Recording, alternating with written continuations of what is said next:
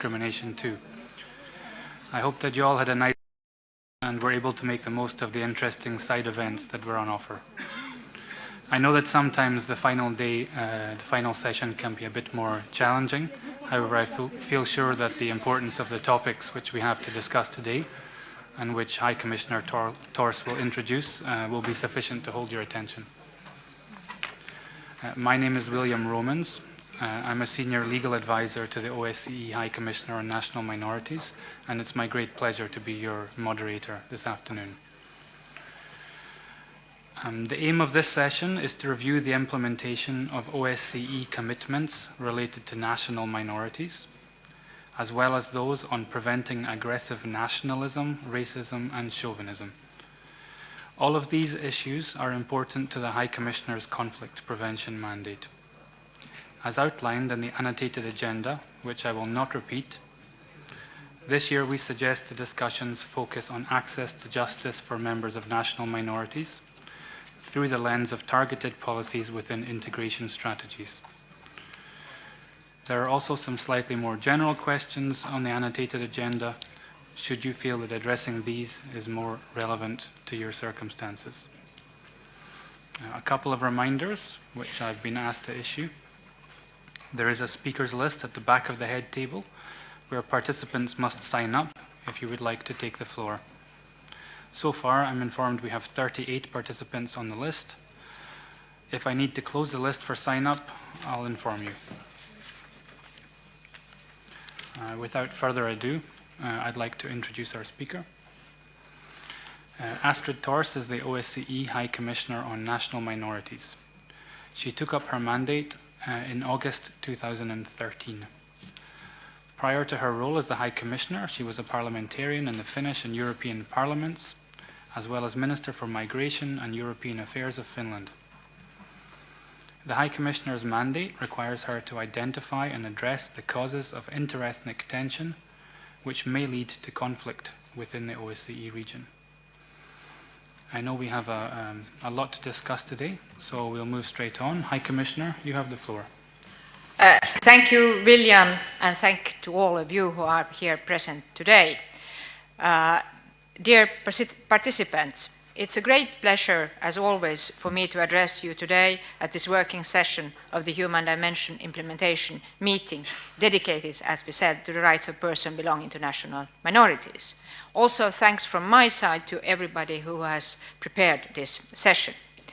As you know, my mandate is focused on the prevention of conflict by providing early warning and early action at the earliest possible stage in regard to ethnic tensions. When national minorities' rights are not respected, this increases interethnic tension. I also believe that you got some example this morning. Certain responses to the refugee crisis currently unfolding in parts of the OSCE area seem to have undermined some of the work that has been done for the past 20 years in trying to de-escalate ethnic tensions, increase understanding between different ethnicities, efficiently handle past grievances through transitional justice, and build strong democratic institutions. Increasingly nationalist rhetoric may exacerbate tensions within societies and create a climate of distrust and suspicion also towards minorities as well as between different communities. We also see that opinions within participating states are divided. While we see rising xenophobia and stereotyping of the other on one hand, we also are witnessing great compassion and help for people fleeing war and hardship. Dear friends, in such times, it's more important than ever that participating states find new ways to maintain and reinforce their commitment to pluralism, equality, and the protection of human rights, including minority rights. An urgent issue is to address the spread of hate speech. Of course, this must be done without unduly restricting freedom of speech. What we need is strong leadership from the media and from political and community leaders. We should also realize that the use of hate speech is not something restricted to socially and economically marginalized persons. We see hate speech from quite resourceful persons as well.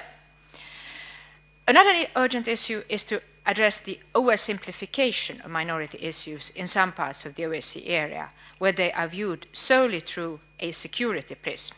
Such simplification will further alienate minority groups and undermine the cohesion of societies. It is important that we work together to find ways to build, and in some cases rebuild, societies that are resilient to the emergence of conflicts. Our societies must strongly resist efforts to undermine democratic principles or hinder the access of all to justice. Dear friends, as was said, I will use this year's address on the rights of persons belonging to national minorities to focus on access to justice. Without justice, there is no security. Since taking up my mandate, I have observed how important effective justice mechanisms are to the integration of society. In turn, this promotes stability. It's not new to say that a justice mechanism must be able to command the confidence of the population within its jurisdiction, but it must be repeated from time to time. This includes not only the substantive quality of justice, but also access to it. The access of national minorities to justice will be one of the thematic priorities of my institution next year. I will pay attention to minorities' access to justice in each participating state that I will visit within the scope of my mandate. It takes time to reform a justice system and years for the rule of law to grow strong roots. I fully support all participating states that are on that path. For today's discussion, I would like to encourage you, in the spirit of an open and constructive dialogue, to give your own examples of effective measures. Effective measures that have been effective in promoting minorities' access to justice on an equal footing. Minorities are often aware of economic constraints that their state faces and can also be understanding of such limits. If they see that their government is willing to address a particular issue in a dignified and sensible way, it substantially promotes the likelihood that members of the minority population will also show patience and understanding. Dear participants, we should briefly recap the relevant framework of commitments that participating states have agreed to. In the terms of OSCE commitments, participating states have strengthened international human rights law by committing to ensure equal protection for access to justice to minorities. Indeed, this features prominently in OSCE commitments from Helsinki 40 years ago until Copenhagen in 1990. At Copenhagen, participating states agreed to adopt, where necessary, special measures for the purpose of ensuring to persons belonging to national minorities full equality with other citizens in the exercise and enjoyment of human rights and fundamental freedoms. Such special measures, of course, do not amount to discrimination. They are necessary to prevent discrimination and redress past injustice. Participating states also reaffirmed in a Copenhagen document that respect for the rights of persons belonging to national minorities as part of universally recognized human rights is an essential factor for peace, justice, stability, and democracy. They recognize that persons belonging to national minorities have the right to fully and effectively exercise their human rights and fundamental freedoms without discrimination and in full equality before the law. Successive High Commissioners have addressed many aspects of OSCE and international standards related to minority protection in the institution's recommendation and guidelines. These thematic tools, which also draw upon the accumulated experience of the institution, aim to clarify relevant international standards and to provide practical guidance for participating states in their implementation. You know, the latest set of guidelines, the Ljubljana Guidelines on the Integration of Diverse Societies, provides a toolkit for participating states to promote the integration of their diverse societies. The Ljubljana Guidelines provide advice that states should, as a matter of priority, assess the situation with regard to access to justice and develop a comprehensive strategy and policy aiming to guarantee effective access to justice for all, including for persons belonging to national minorities. Developing mechanisms amounting to special measures that promote access to justice for minorities should not be thought of as a generosity on the part of the state. We are talking about measures that are necessary for conflict prevention. An essential part of these measures is to ensure that persons belonging to national minorities feel secure that they will have equal treatment in all areas of life compared to those representing the majority. They must stand a chance of a fair trial. It's also important that representatives of minorities see that the special provisions of minorities' rights are implemented in reality. For instance, if the legislation has provisions to permit citizens to address the courts in another language than the state language, then this provision should be upheld. Ladies and gentlemen, developing a comprehensive strategy to ensure equal access to justice for everyone in society, as outlined in Ljubljana guidelines, will obviously be unique to the circumstances of each state. However, certain policies may address similar needs in more than one state, and it's those examples that I hope we can share with each other in this meeting. First, it's crucial that barriers to accessing justice are identified and removed, including those particularly affected members of minorities, be these barriers of a financial, linguistic, or social nature. Another important step is to provide for the use of minority languages in accessing free legal aid and during judicial proceedings and administrative procedures, above and beyond the minimum human rights standards. All these measures are keys to promoting equality of treatment, ensuring access to justice for all, enhancing trust in the authorities, and reducing the potential causes of conflict. Access to official documentation is often a problem for persons belonging to national minorities, but particularly those who do not speak the official language well enough to understand the details. But dear friends, at the same time, native state language speakers can have difficulties to understand the same official documents in many participating states.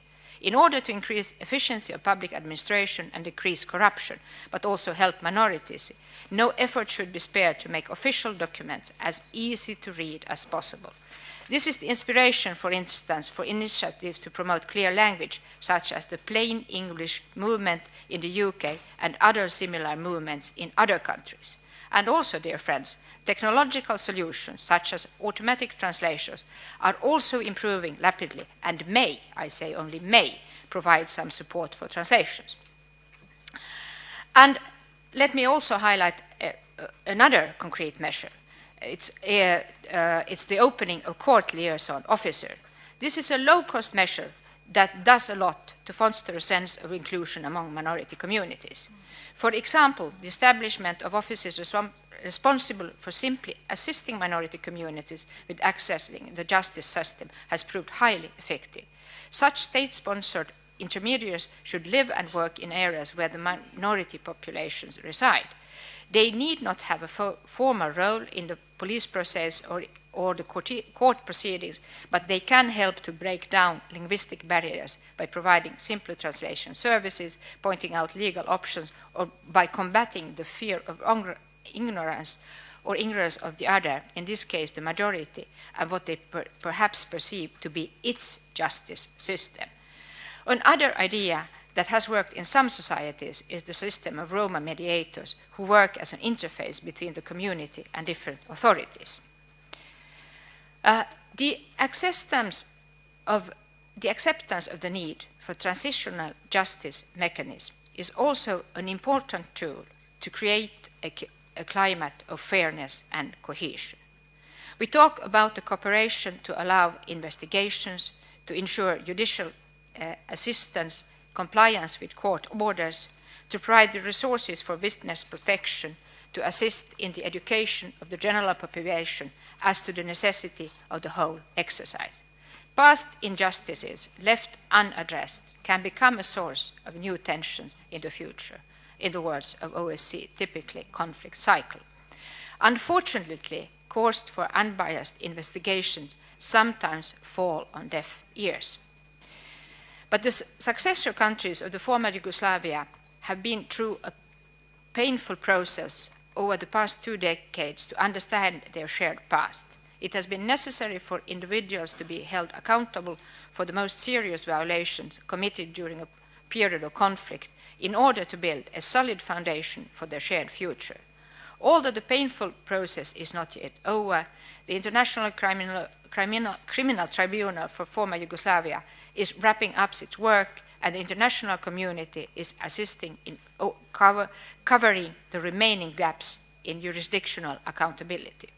At this stage, I hope, despite recent rhetoric, that we will see a growing willingness to draw a line under what has gone before and to look once more to the prospect of a shared future in the region.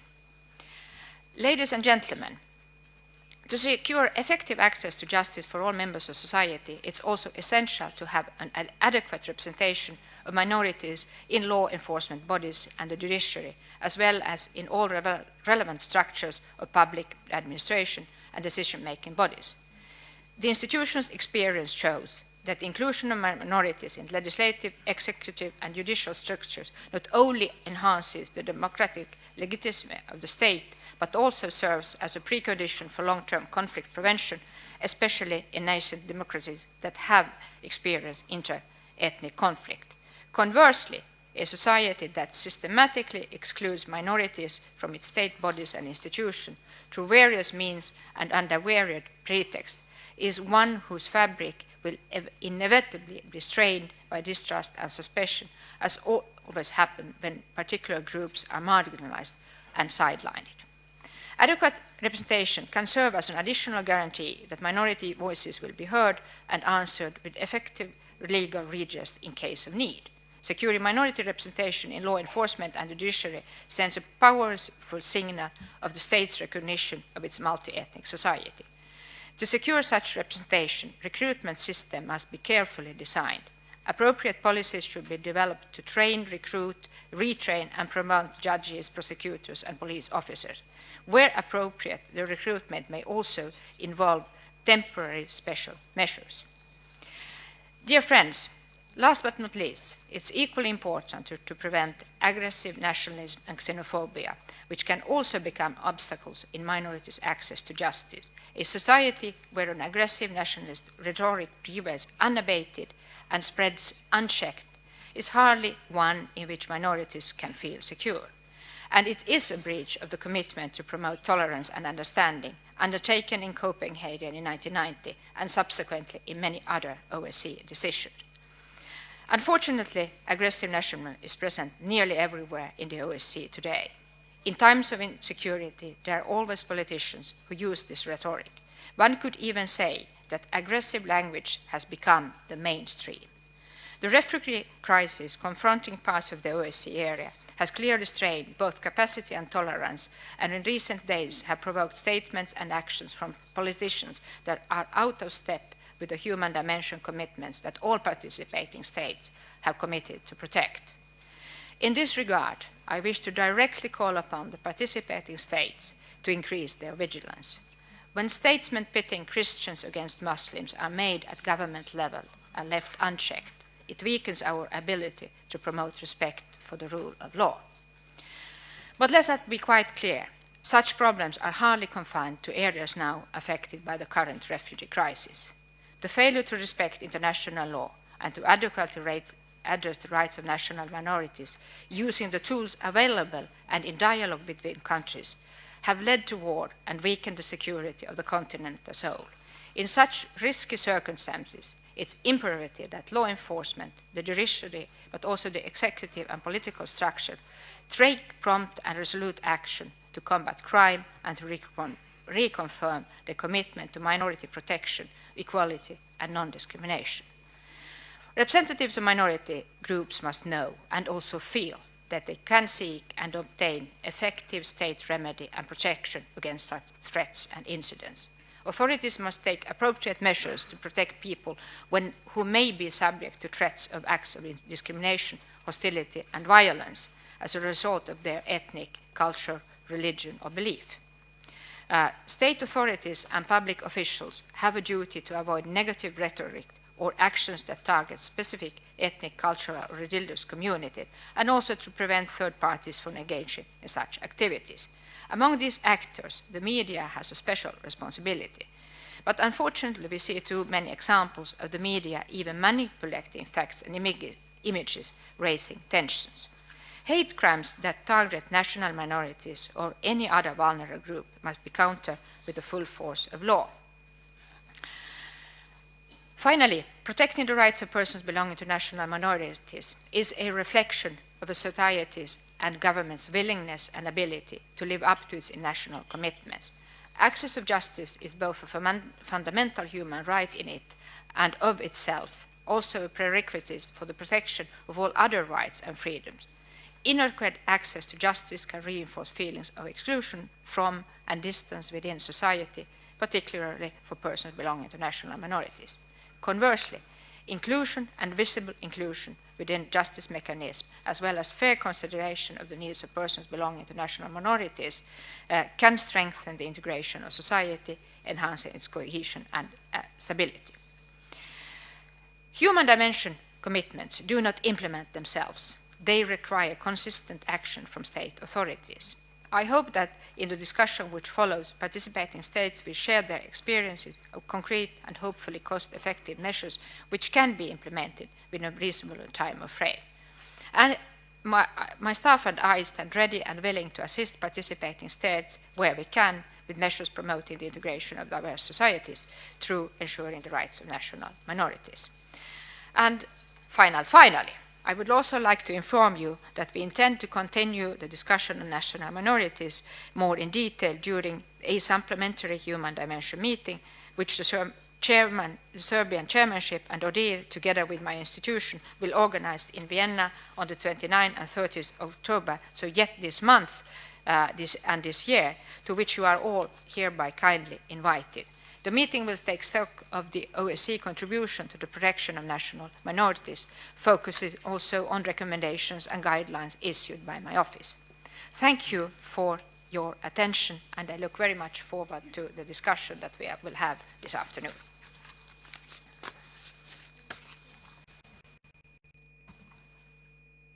Thank you very much, High Commissioner.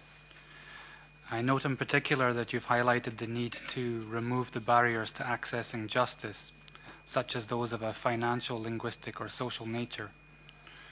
Furthermore, in line with OSCE commitments, where necessary, this should be done through adopting special measures for the purpose of ensuring full equality before the law. These are the issues which I would like to encourage participants to address in their comments for a constructive and interactive debate.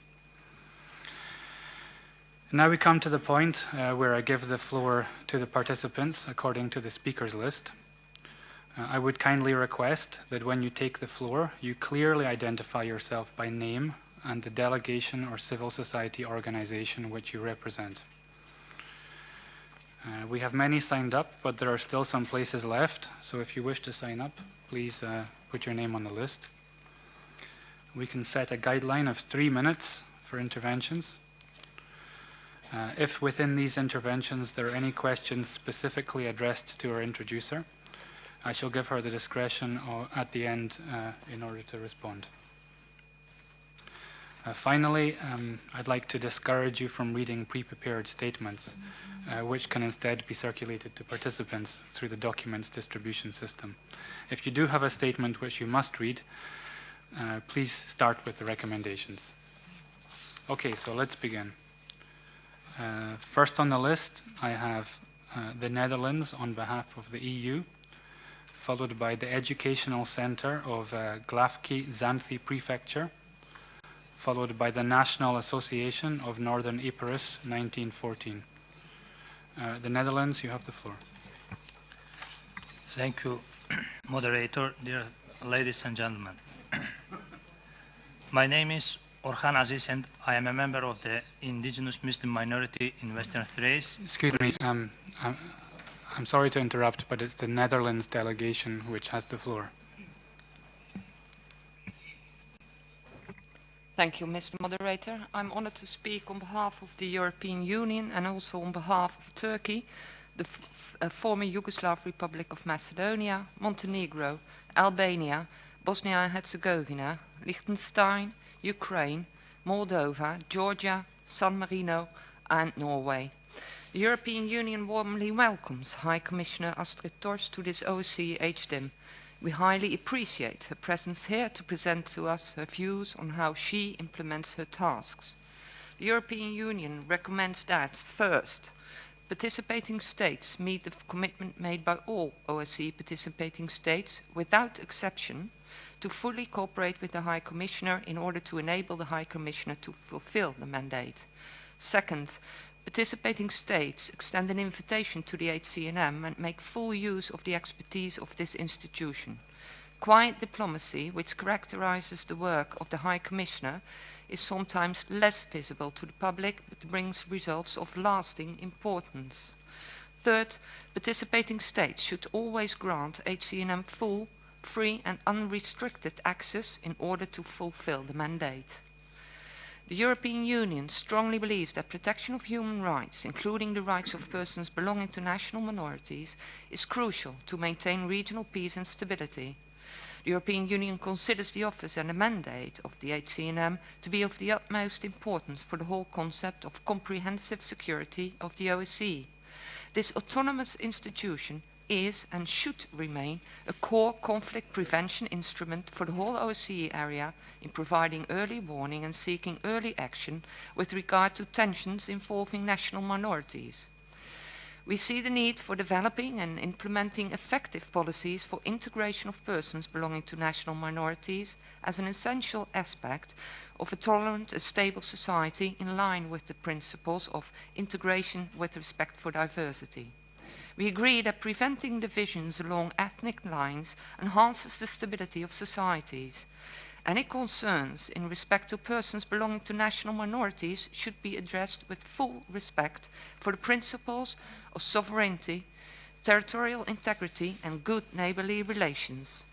The European Union attaches great importance to the work done in the areas of education, including in multilingual and integrated education, effective participation of persons belonging to national minorities in public life, and policing in multi-ethnic societies. We commend the High Commissioner particularly for her activities regarding these issues. Mr. Moderator, we welcome the HCNM's engagement in regard to the crisis in and around Ukraine, and we share the High Commissioner's deep concern about the deteriorating human rights situation on the Crimean Peninsula.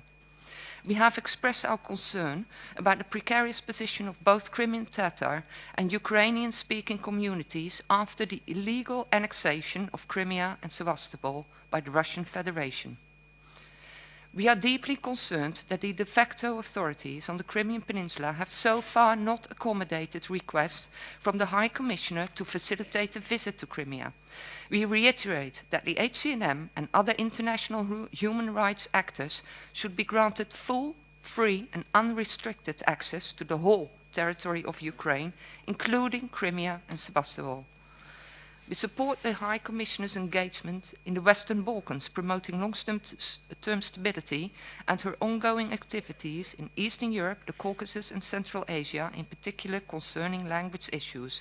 We would like to mention here in particular the promotion of the integration of Ukraine's diverse population and the implementation of its minority rights commitments, the development of a strategy on social integration in Moldova, the implementation of a multilingual education system in Georgia, the review of the Ohrid Framework Agreement in the former Yugoslav Republic of Macedonia, and most notably the implementation of the Sejdić-Finci ruling of the European Court of Human Rights in Bosnia and Herzegovina, and measures for the creation of an inclusive and non-discriminatory education system in this country.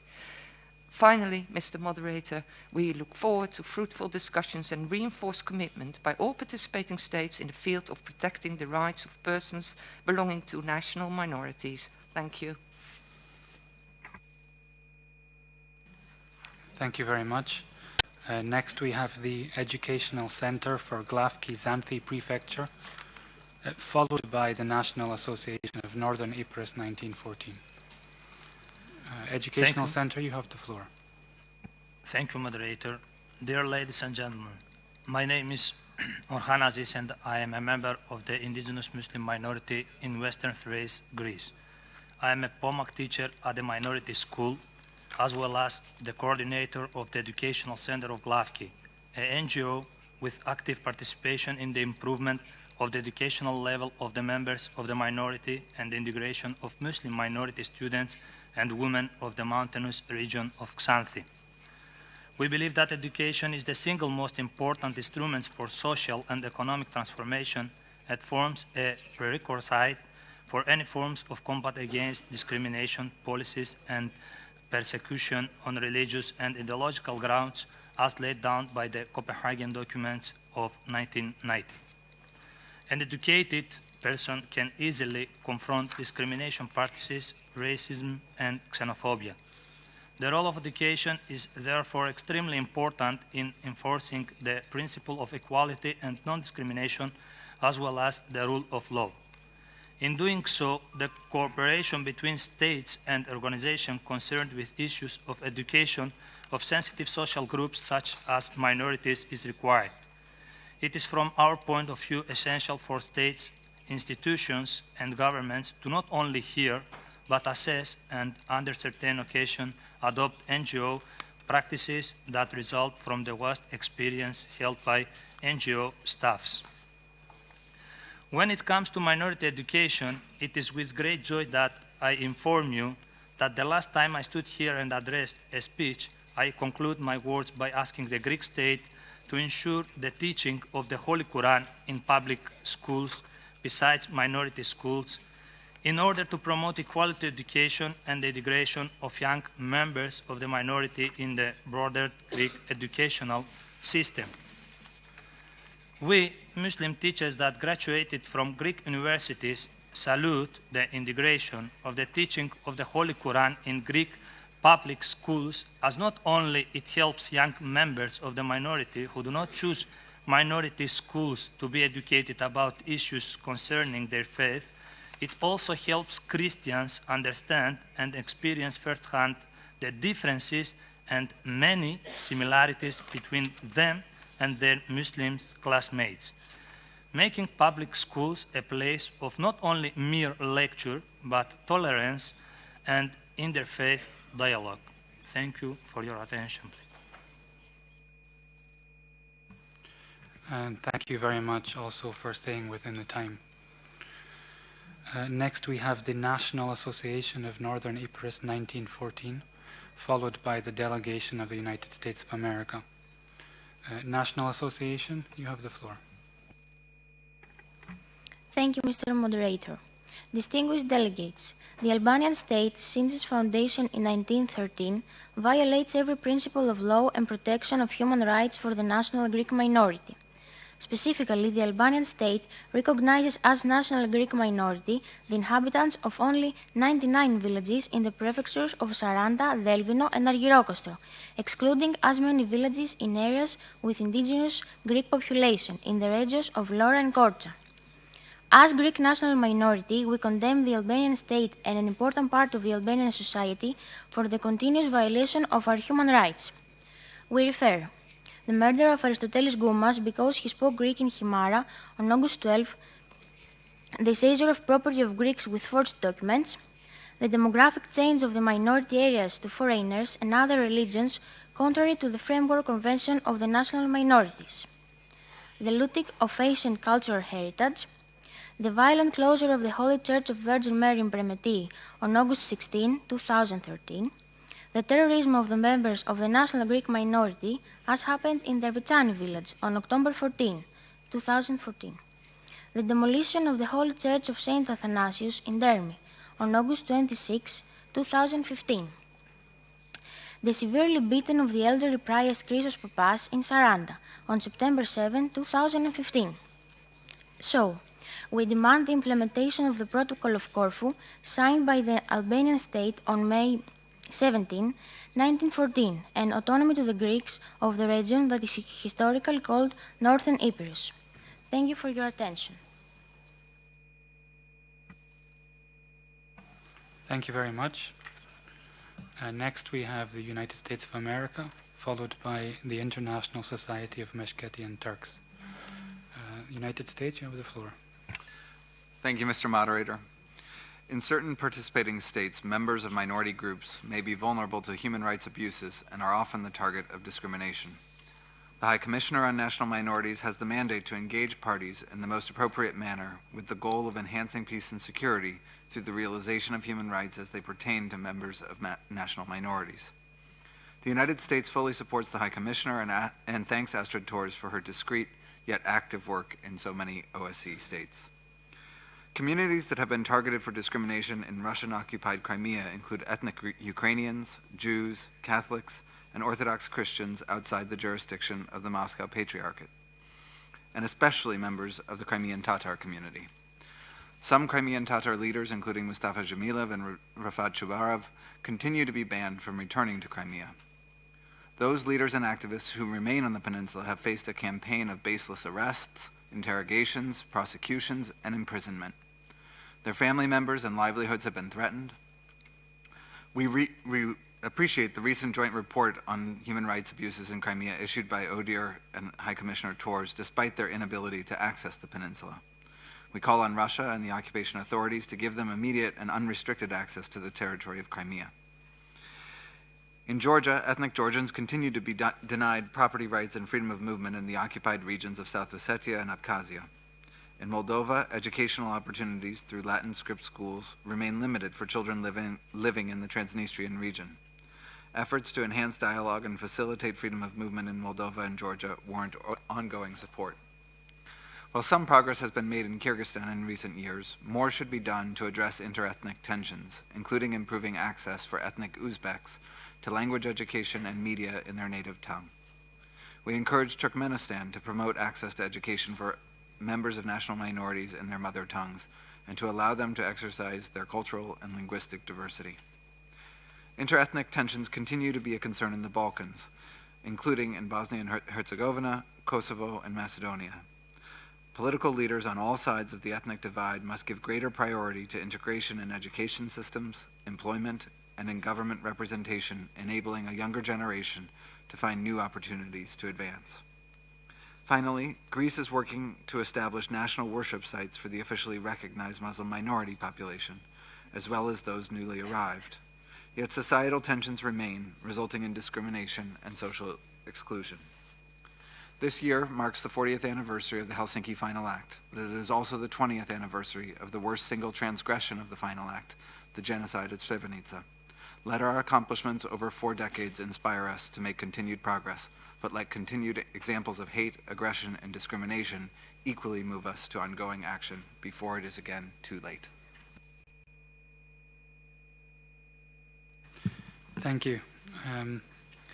Next we have the International Society of Meskhetian Turks, followed by the delegation of Ukraine. International Society, you have the floor.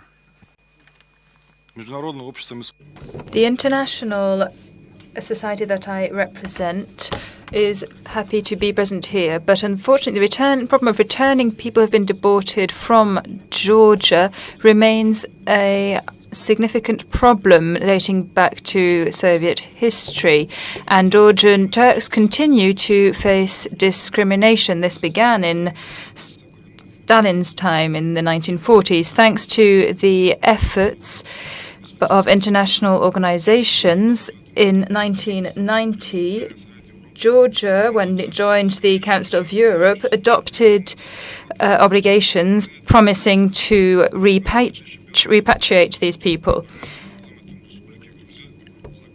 And a law was then adopted by the parliament to restore these people's citizenship and bring them back to the country. In 2000, there was allegedly a final solution to the problem. In 2007, a law was adopted by the parliament about the return of people who were deported in 1944. We and other human rights defenders in Georgia believe that this law, unfortunately, has not been put into practice. Many people continue to feel fear and are afraid of losing whatever legal status they actually have. According to a survey, many families have not been able to obtain all the necessary documents. And out of the thousands who were repatriated, 600 lost their citizenship subsequently.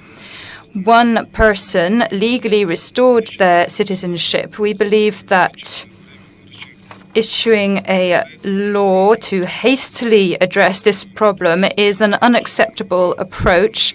We call for these people to have their citizenship returned to them through a proper legal process. They need to have clear documents testifying to their places of residence and other formalities. We would like there to be a formal and official procedure for the rehabilitation and return of those who wish to return.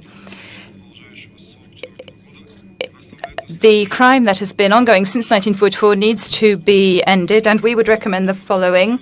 People must be able to prove that they are descended from someone who was deported, and they must therefore be able to obtain citizenship. A state structure should be set up to address this issue through a proper procedure for repatriation, and it must be subjected to civil oversight. The citizenship and the rights of representatives of indigenous populations in Georgia should be returned to them. And this should take account of the people in the diaspora as well. Thank you. Thank you very much. Next, the floor goes to the delegation of Ukraine, followed by the delegation of the Russian Federation. Ukraine, the floor is yours.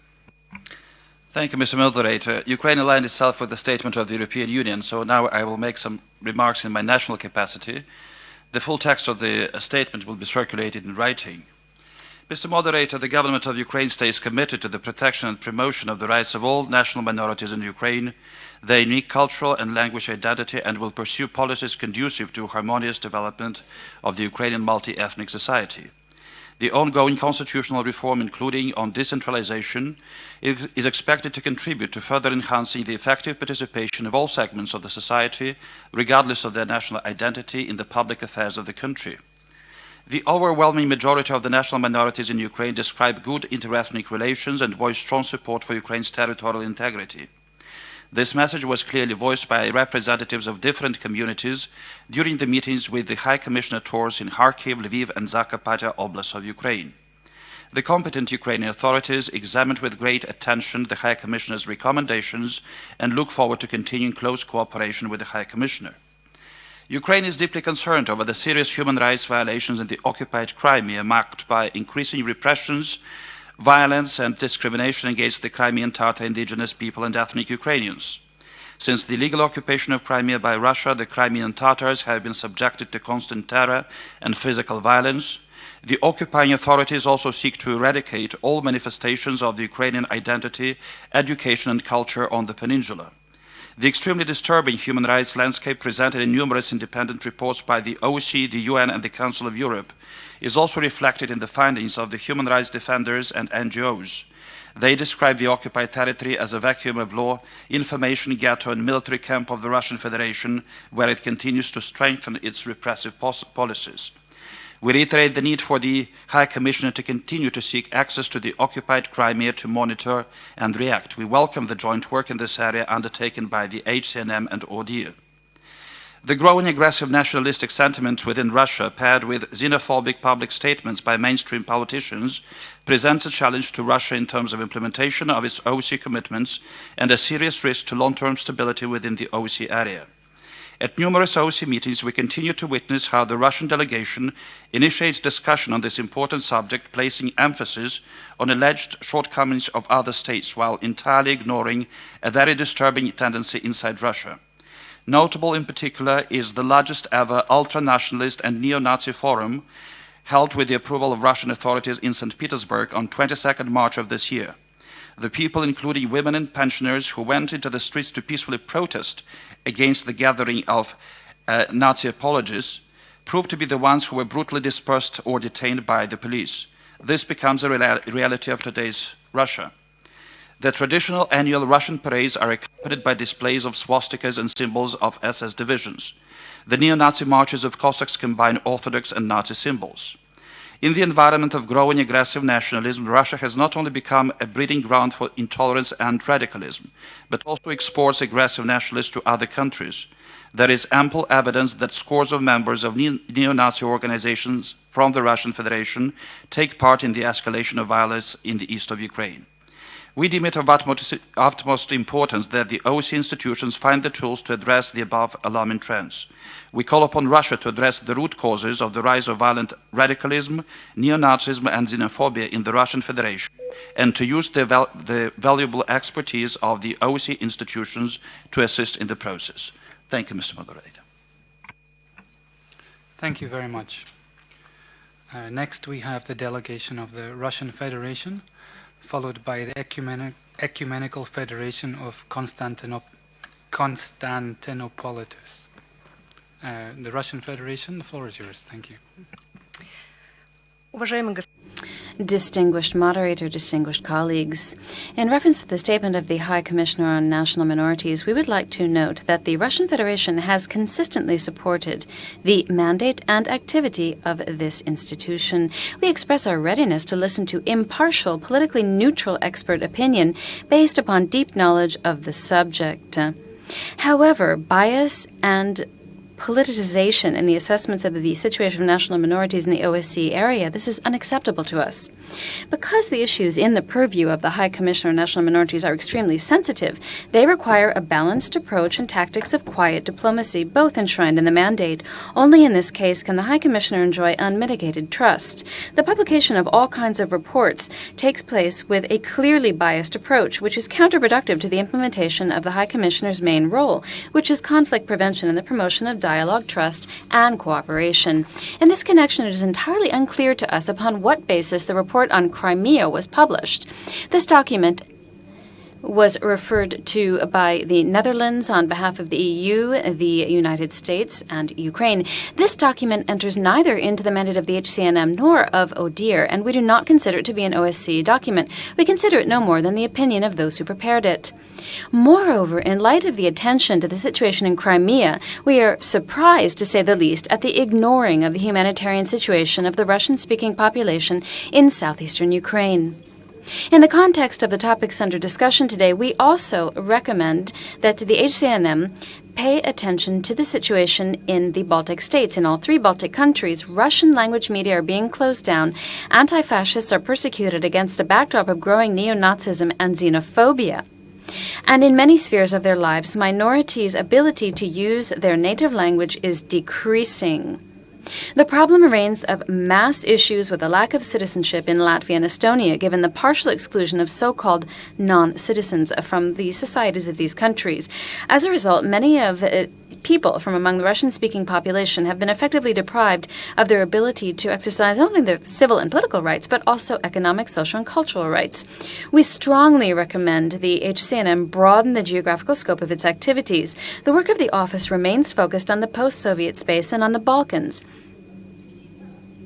Given the importance of reacting to the situation of so-called classic or traditional national minorities, we believe that the current migration crisis requires analysis and reaction from the High Commissioner on the issues faced by these new minorities in Western countries. So we note that the High Commissioner began speaking about the crisis in the area of refugees. And I'd like also to note that this evening there will be an event after our meeting in room 2 at 6 p.m. Representatives of the Russian prosecutor's office will present their work in fighting against hate crimes and will provide a real picture of the situation and not a biased one, as was just provided by the Ukrainian representative. Thank you.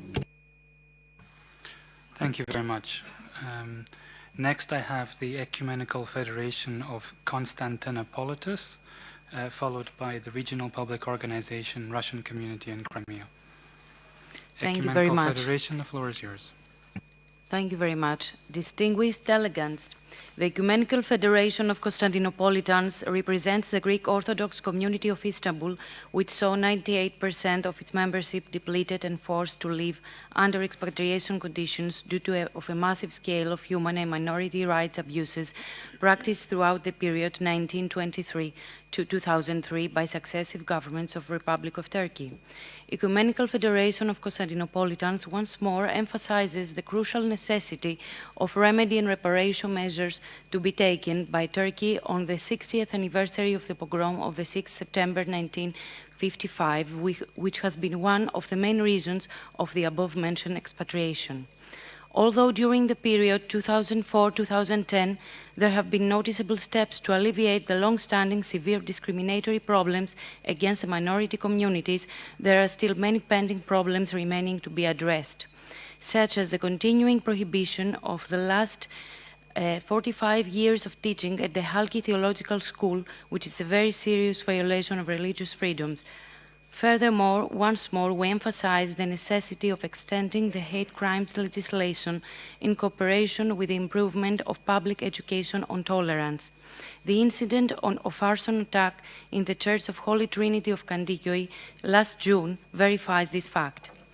As a federation, we have taken as guideline the United Nations Recommendation on Remedy of Past Human Violations and have been working with the authorities of the present government of Republic of Turkey on remedy measures towards our community. The issues being addressed and on which the government of Turkey needs to take specific corrective measures are restitution of the right of Turkish citizenship, which showed progress, but there are still problems to be tackled. Establishment of a long-term and state-supported repatriation program focused especially to young generations, which will guarantee the survival of the shrinking population of community, establishment of research centers, establishment of a service department providing legal advice to expatriated citizens, reinstitution of the cultural heritage by approving the return of the historic library and archive of the Greek Literary Society of Istanbul, and also take initiatives on the appointment of minority members to public service functions.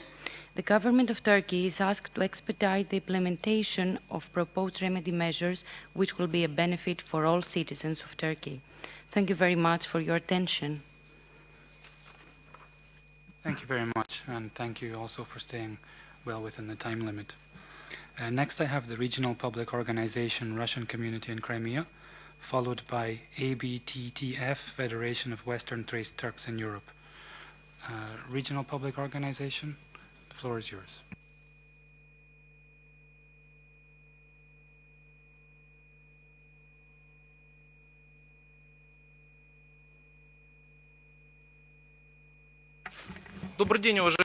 Good afternoon, distinguished colleagues. Dmitry Polonsky. I represent the Russian community in Crimea in the Russian Federation.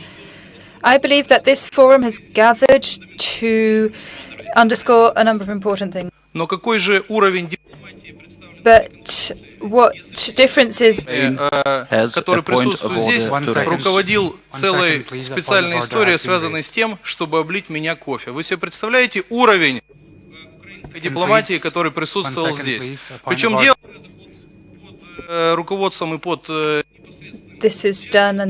прицелом телекамер украинского государства. Поэтому я считаю, что если это такой уровень этой дискуссии, то, наверное, об этом можно больше не говорить. Поэтому я думаю... Therefore, I think that the level of this conference is undermined, and I would also like to say that the published report about the situation in Crimea is a big lie. And покидать этот зал, я думаю, это просто желание не слышать правду. Я желаю конференции вам большой удачи и приглашаю вас всех в Крым приехать и посмотреть на правду. Всего вам доброго, до свидания.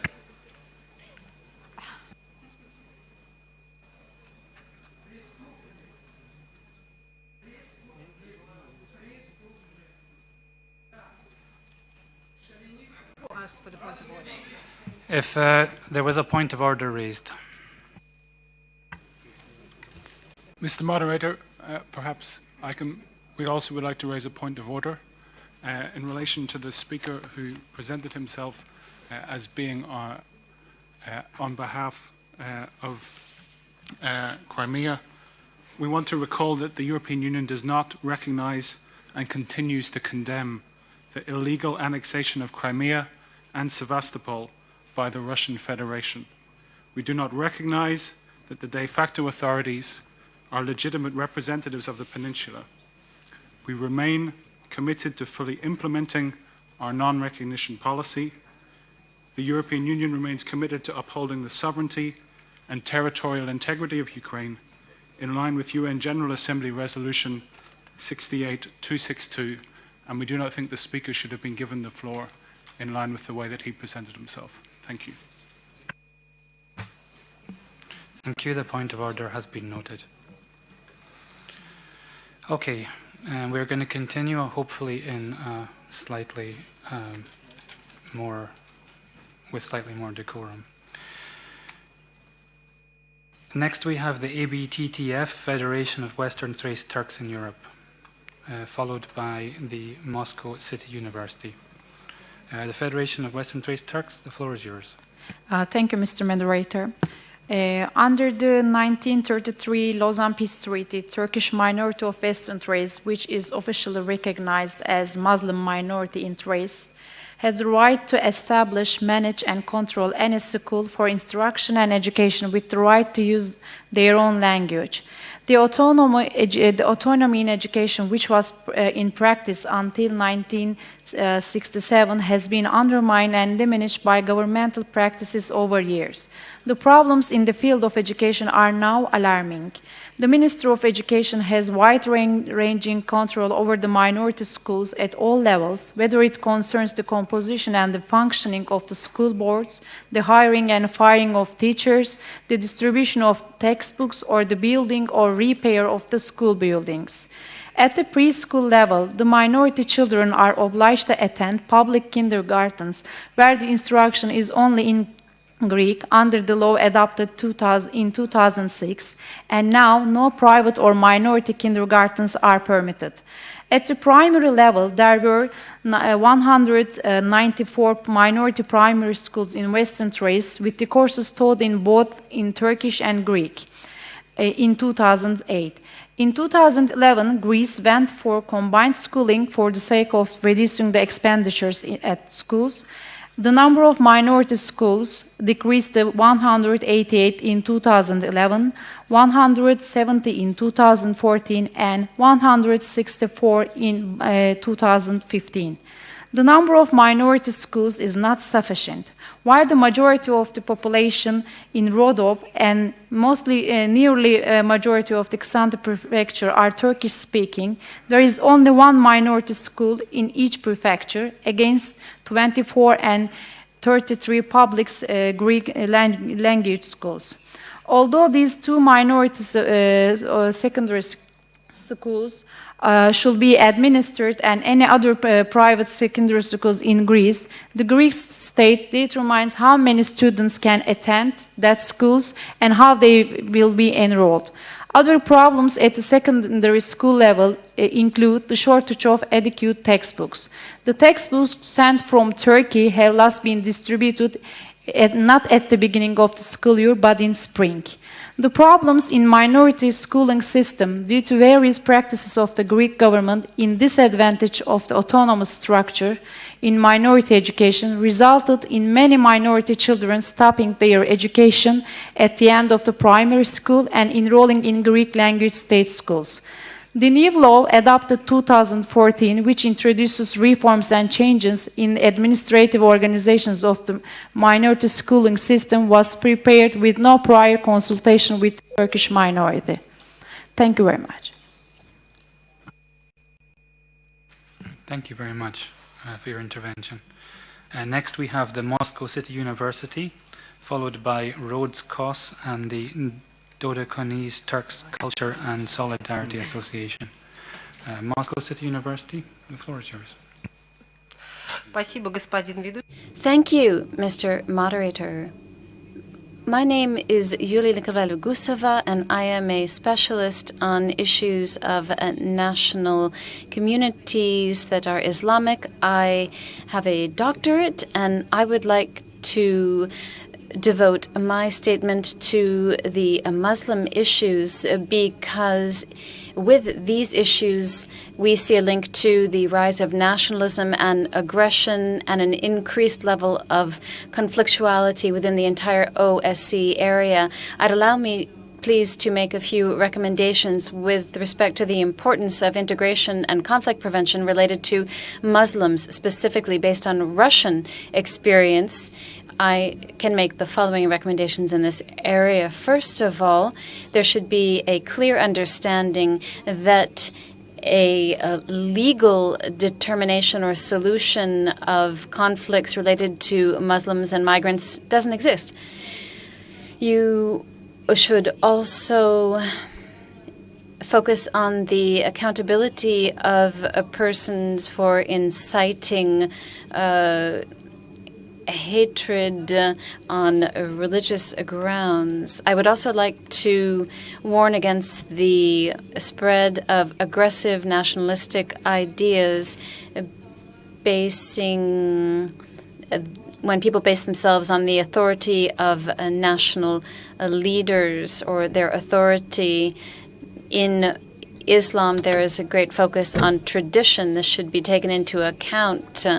And so there should be coordination with the leading civil society organizations and centers of ecumenical and Islamic thought. Now, I'd also like to make a methodological remark that any legal solution related to the integration of Muslims must be taken considering their psychological specificities and cultural specificities.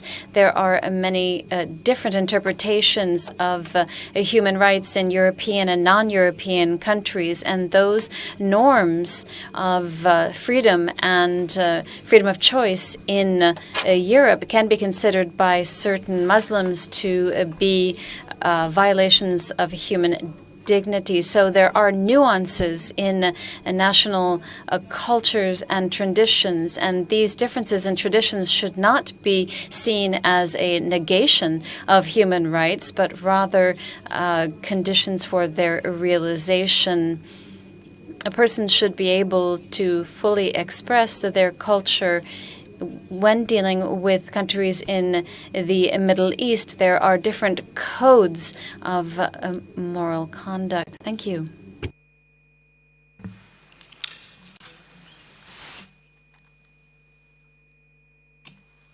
Thank you very much. Next, we have the roads costs. Oh, sorry. Yes. Dear members. Next, we have the Western Thrace. We have the Rhodes Kos and the Dodecanese Turks Culture and Solidarity Association, followed by Western Thrace Minority University Graduates Association. Dear members, I am Mustafa Kaymakçı.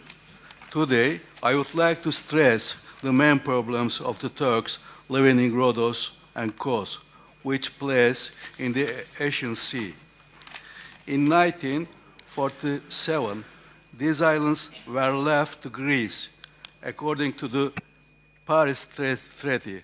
However, the Greek authorities do not accept the minority status of the Turkish community, claiming that the Dodecanese were under the administration of Italy when the Lausanne Peace Treaty was signed in 1923.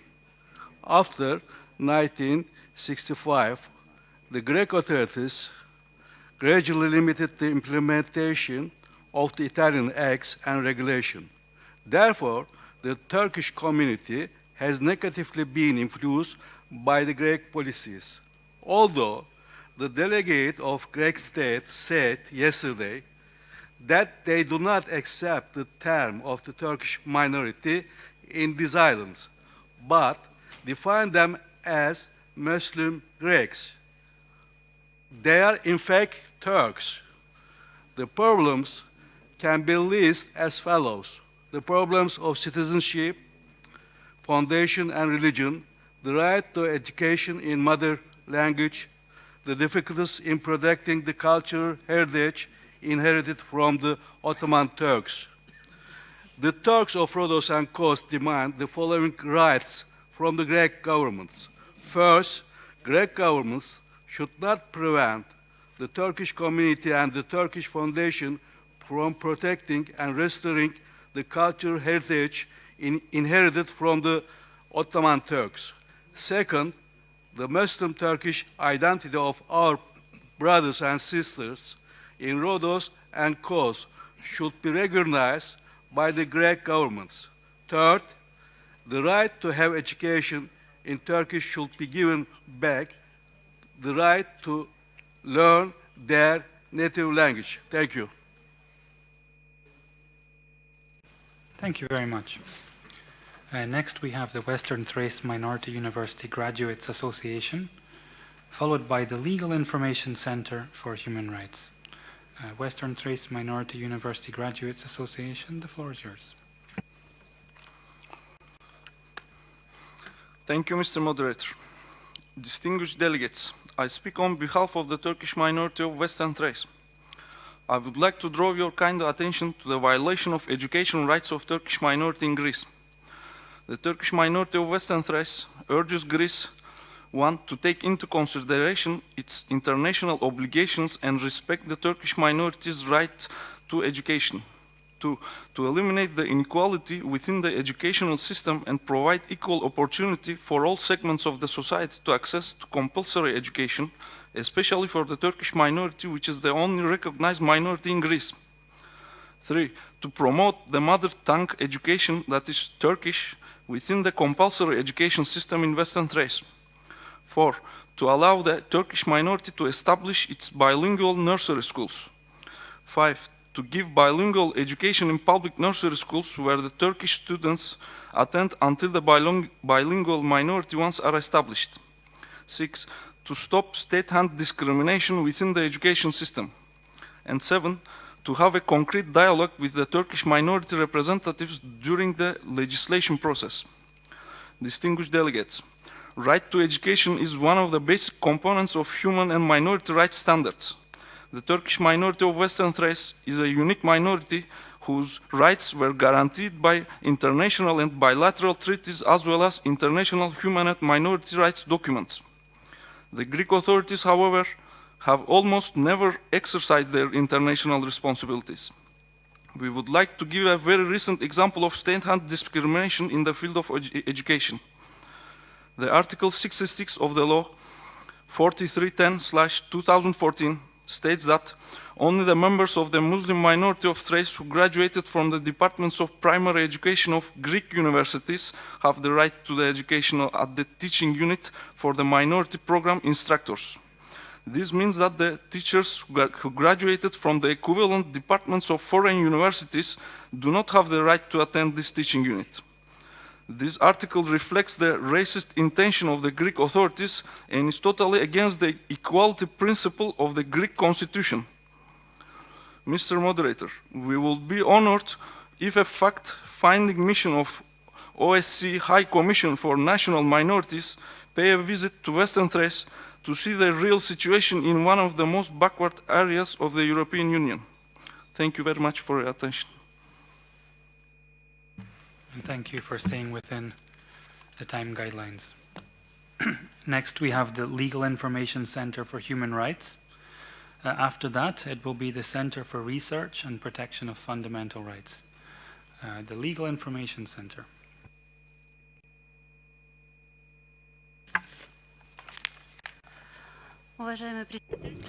Chairman, High Commissioner, distinguished participants, Larisa Semyonova from the Legal Information Center for Human Rights of Estonia. The situation in Estonia regarding national minorities is particularly difficult. Therefore, we would recommend the Estonian authorities mobilize all existing legal mechanisms to address the situation. There is a problem of mass non-citizenship or statelessness of the Russian-speaking population. They are called non-citizens and they represent about 7% of the total population. There are about as many people who have Russian citizenship. It is important to underscore that in the resolution of the European Parliament from the 8th of September 19-something, there is discrimination on ethnic grounds is completely prohibited. National minorities, including the Russian-speaking population in Estonia's rights, should therefore be respected when it comes to helping them find jobs and ensuring their access to education and healthcare. Often they require an excellent knowledge of the Estonian language in order to access jobs, and this is a form of discrimination. The level of poverty amongst the Russian-speaking population far exceeds that of the ethnic Estonians. Moreover, unemployment among the Russian-speaking youths amounts to 42% or more, whereas it is lower than 12% among their Estonian nationality peers. We therefore also believe that the law on the languages of instructions prevents them from accessing education to the same extent. Citizenship is often only handed out when the authorities decide to. The Estonian we believe that there should be a right to choice of language of instruction in Estonia in all schools. Recently, the Ministry of Education said that such a right should be taken away from all schools, thereby strengthening the discriminatory nature of education in Estonia. This goes against the article of the Estonian constitution that also prevents the stirring up of interethnic strife. We think it fosters xenophobism and other such things, and that it should be remedied. The situation in Estonian prisons is also concerning, but our statements have so far been ignored, and we believe that over the last few years the decisions which are required have not been taken, and hysteria in the mass media is often overdone, and there is xenophobia towards the Russian-speaking population. Thank you. Thank you. Next, we have the Center for Research and Protection of Fundamental Rights, followed by the Latvian Human Rights Committee. The Center for Research, the floor is yours. Distinguished Chairman, distinguished participants, I am the head of the Center for Research and Protection of Fundamental Rights. I'm glad to note that following the creation of the Department for National Minorities, this department has now begun its work. We place great hope in the prospects of this work. In the interest of time, I'd like to come directly to my recommendations. First of all, we should speed up the adoption of a law on the rights of national minorities and take measures in order to ensure the rights of national minorities, whether based on religion, culture, political rights, or others. We should also take effective measures to fight against xenophobia in the media and on the internet. We should also see greater information about illegal cases and accountability for those who are promoting racial discrimination. And in recent years, we have seen a rise of extremism and the use of nationalist symbols, as well as the use of slogans that are nationalistic. It is also important to organize events to draw the attention of youth to the importance of national minority rights. The holding of the last international forum on stability was hindered, and the prosecutor's office is now examining whether or not we were able or had the right to organize this human rights event. I'd like to call on all civil society organizations to increase their work in promoting the protection of rights of national minorities, and I also recommend that there be greater attention to legislation ensuring punishment for crimes against national minorities based on hatred. It should be ensured that national minorities have a right to education in their native language, including in schools. It is to be noted that the Minister of National Education must be involved in this effort. It's also necessary to ensure that there not be eliminatory exams that unfairly prejudice those members of linguistic minorities. We refer to the protocol of the European Convention on Human Rights in this regard, and I will distribute my text to the Documentation Center. Thank you. Thank you for your intervention. Next, we have the Latvian Human Rights Committee, followed by the European Center for Democracy Development. The Latvian Human Rights Committee. Thank you, Mr. Moderator. I'm Alexander Kuzmin from the Latvian Human Rights Committee. The biggest problem for the ethnic and linguistic minorities in Latvia now is education. When we submitted our report, this year's data were not yet available, but last year 5 more minority schools were closed. Totally, in the last 15 years, most of the schools offering bilingual education in Russian and Latvian, so-called Russian minority schools, were closed. This happens despite the recommendation of the High Commissioner to sustain the network of schools offering minority education. Also, a persistent problem is statelessness. More than 200,000 people remain stateless in Latvia. That's 12% among the adult population, even more, and those people don't have any electoral rights. Again, in contrast to the recommendations expressed by HCNM. Another problems include also hate speech in the last weeks, most notably against refugees, and sadly also from politicians and mainstream media, including speculating on alleged threat of Ebola, allegedly posed by refugees. But hate speech also has another forms, and also in mainstream media, which offered, for example, in place for statements on Russians allegedly having robbers' genes, and which is probably even worse, later the security police refused to initiate criminal proceedings on this issue.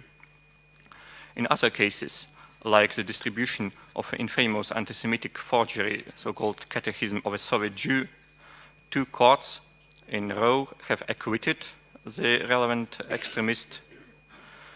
Another problems are with language policy, including restriction for the use of minority languages in radio stations, coming into force on January the 1st.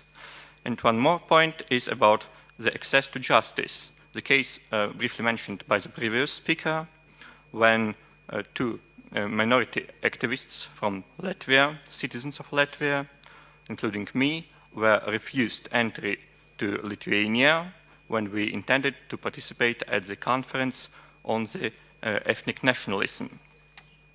We were prohibited from entering Lithuania for 5 years, which is the maximum term for EU citizens, despite an EU directive requiring weighty and individualized reasons to prohibit entry to citizens of another EU countries, and despite the fact that we have had no criminal conviction, of course.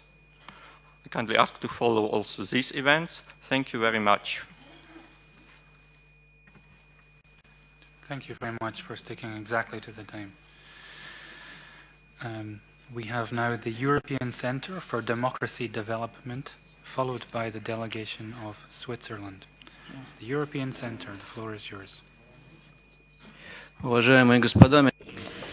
Ladies and gentlemen, I am the chairperson of the European Center for Democracy Development. At the start of my statement, I would like to ask a question to the American representatives. I am a member of the European Jewish Parliament, and I am also an activist in a number of Jewish organizations in Russia.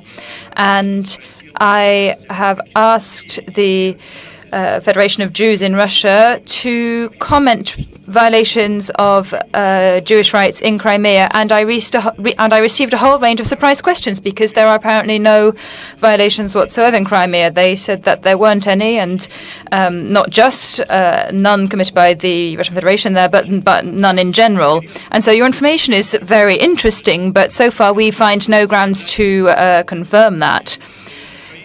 As regards what is said by the Ukraine delegation, we do record all manifestations of neo-Nazism, especially symbols and imagery, especially in Russia. Therefore, when there was a demonstration by far-right members, we made quite sure that there were absolutely no imagery that was used. I would also like to say specifically I would like to know where these demonstrations happened as well. In Ukraine, dialogue apparently is exclusive, and that is an offense to the Jews, especially as regards the Babi Yar monument and the desecration thereof, as regards the ethnic minorities in Poland, for instance. And for me, all this was very strange to hear what you all had to say. Now, I don't have that much time, but I will submit my statement to the documentation services. To our mind, the model of integration, the European model of integration, is in a crisis. Pay attention to how many countries have not fully implemented the European Convention on Minority Rights. We're talking about Germany and many other countries. Many of these minorities are actually quite significant in numbers, but their rights are undermined. And so many of them have formed over the last few decades because of migratory flows, and they are not yet accounted for. They are not encompassed by the existing convention. The situation in France and Greece is even worse. They do not even recognize the presence or existence of certain ethnic or national minorities. So how can we address an issue that is not fully recognized? There is a vacuum here which is used by far-right and extremist movements and trends. But no secret services alone can address this issue, which is a political nature. So our recommendations would be to enforce the Convention on Ethnic Minorities, and to ensure that the ethnic minorities are assimilated properly. Thank you. Into society. Thank you. Thank you very much, sir, for sticking to the time. You asked a couple of questions. If they wish to do so, at the end, the delegations named will have the right to reply. Next, I have the delegation of Switzerland, followed by the Middle East Technical University. Switzerland, the floor is yours. Merci, monsieur. Thank you, moderator. Switzerland would like to take this opportunity, the 25th anniversary of the document of Copenhagen, to praise the work and the commitment of the OSCE High Commissioner for National Minorities. The thematic recommendations made by the High Commissioner's office over the years on the basis of their experience are particularly useful for states when it comes to interpreting and implementing the relevant international standards and developing their domestic policies on national minorities. Switzerland is very grateful to the High Commissioner for her insights over the last few years, especially as regards linguistic rights of national minorities. The High Commissioner's work and that of her office is very serious, competent and independent, and all those in this room who hint that that is not the case should be ashamed. Chairman, Switzerland is home to diverse communities, diverse in terms of their language, their culture and their religion. Switzerland, therefore, attaches great importance to protecting and promoting the rights of persons belonging to national minorities. The Copenhagen text provisions on national minorities remain for us the go-to reference text, which has significantly shaped the tools of other organizations in this respect. I'm thinking of the Council of Europe Framework Convention on the Protection of National Minorities. This is a convention to which Switzerland is party and which we actively strive to implement. As regards access to justice for persons of national minorities, the Swiss authorities strive to promote such access by translating into all national and official languages the relevant legal texts, including international ones, that directly refer to the protection of national minorities. As regards the fundamental right to the assistance of an interpreter free of charge, this right is fully upheld by the Swiss judicial authorities. Mr. Moderator, linguistic, cultural and religious diversity should be an enriching asset not a dividing wedge. Speaking a minority language should by no means be a hindrance to accessing justice. Therefore, and by way of conclusion, Switzerland would like to make 3 recommendations to the participating states. Firstly, efforts must be stepped up to promote living conditions that respect the fundamental rights of persons belonging to a national minority. Secondly, major legal texts should be translated so that they are available to people belonging to a national minority in their own language. And thirdly, the fundamental right to the assistance of an interpreter free of charge during legal proceedings involving a national minority should be fully implemented. Thank you for your attention. Thank you very much, and also thank you for directly addressing the theme which we're supposed to be discussing today in your recommendations. Next we have the Middle East Technical University, followed by the Crimea Tatars community. The Middle East Technical University, the floor is yours. Thank you, Mr. Moderator. I will very briefly talk about the report of the unofficial Turkish delegation, which is the most recent report based on a field study on the situation of the Crimean Tatars since the invasion and annexation of Crimea by the Russian Federation. I was a member of the delegation, and we conducted the study in April 2015 in Kiev and Crimea. Due to time restriction, I will only highlight 2 very important issues. One is the law on extremism, and the second one is the pressure on media. I already sent the full text of my intervention to the OSCE document distribution system. The new legal and political system in Crimea is characterized by the implementation of new and restrictive laws like the law on extremism. Prominent figures of Crimean Tatars, Mustafa Abdülcemil Kırımoğlu, Refat Chubarov, and Sinaver Kadyrov were accused of extremism, so their entry to Crimea was prohibited for 5 years. Ahtem Çiğgöz, also accused of extremism, was arrested in January 2015 and has been in jail since then. Related to the case of Ahtem Çiğgöz, we obtained important evidence which proved that the preparation of the indictment was delayed and fair trial procedures were clearly violated. In addition, many interviewees have stressed that either they or someone they know were forced to testify against Ahtem Çiğgöz while under detention or interrogation. Also, the Crimean Tatar media was under great pressure. Freedom of information was clearly violated. The broadcasting license of the ATR was not renewed on the grounds that the documents were incomplete and on other fabricated pretexts. A cameraman of the ATR was arrested. The license application of the Crimean News Agency was also rejected. Its general director, Gayana Yüksel, was systematically interrogated, and the coordinator of the agency, İsmet Yüksel, was accused of extremism and was prohibited from entering Crimea for 5 years. The editor of Avdet newspaper, Şevket Gaybullayev, was interrogated on the grounds of editing an extremist publication. I would like to state that the violence against journalists and the media and restrictions on obtaining impartial information are violence against the Crimean Tatar people as a whole. After the annexation, thousands of Crimean Tatars left the peninsula as a result of repressive policies and aggressive nationalism.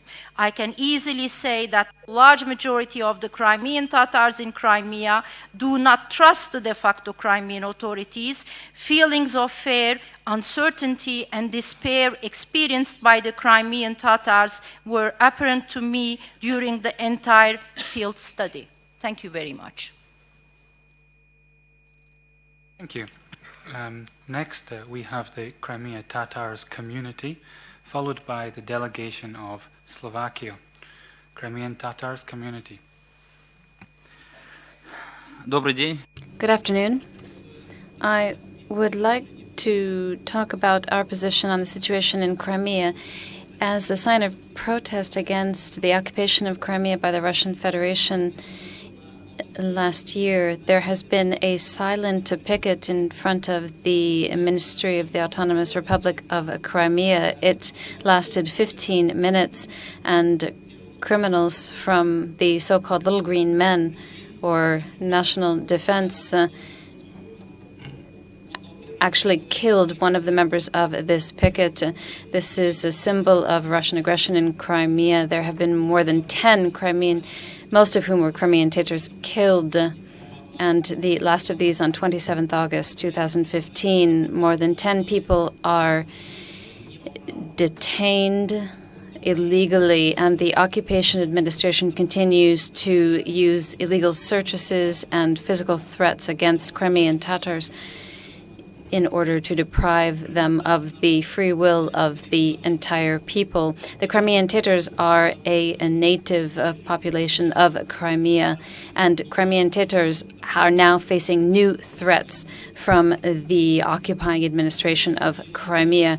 Russia has exerted total control on the spiritual life of Crimean Tatars, and there also are media issues today. There is a ban on independent media, on certain internet sites, and on international journalists. There's also a refusal to allow international observers into Crimea, and this demonstrates the desire to hide these human rights violations. There is a violation of the right of movement, freedom of movement, and a right of assembly and free expression of Crimean Tatars. There are many instruments of repression being used in order to suppress the rights of Crimeans, such as literature which cannot be published in Crimea. There are laws coming out of the mouths of the occupying authorities saying, but of course such lies from the Russian Federation do not surprise anyone.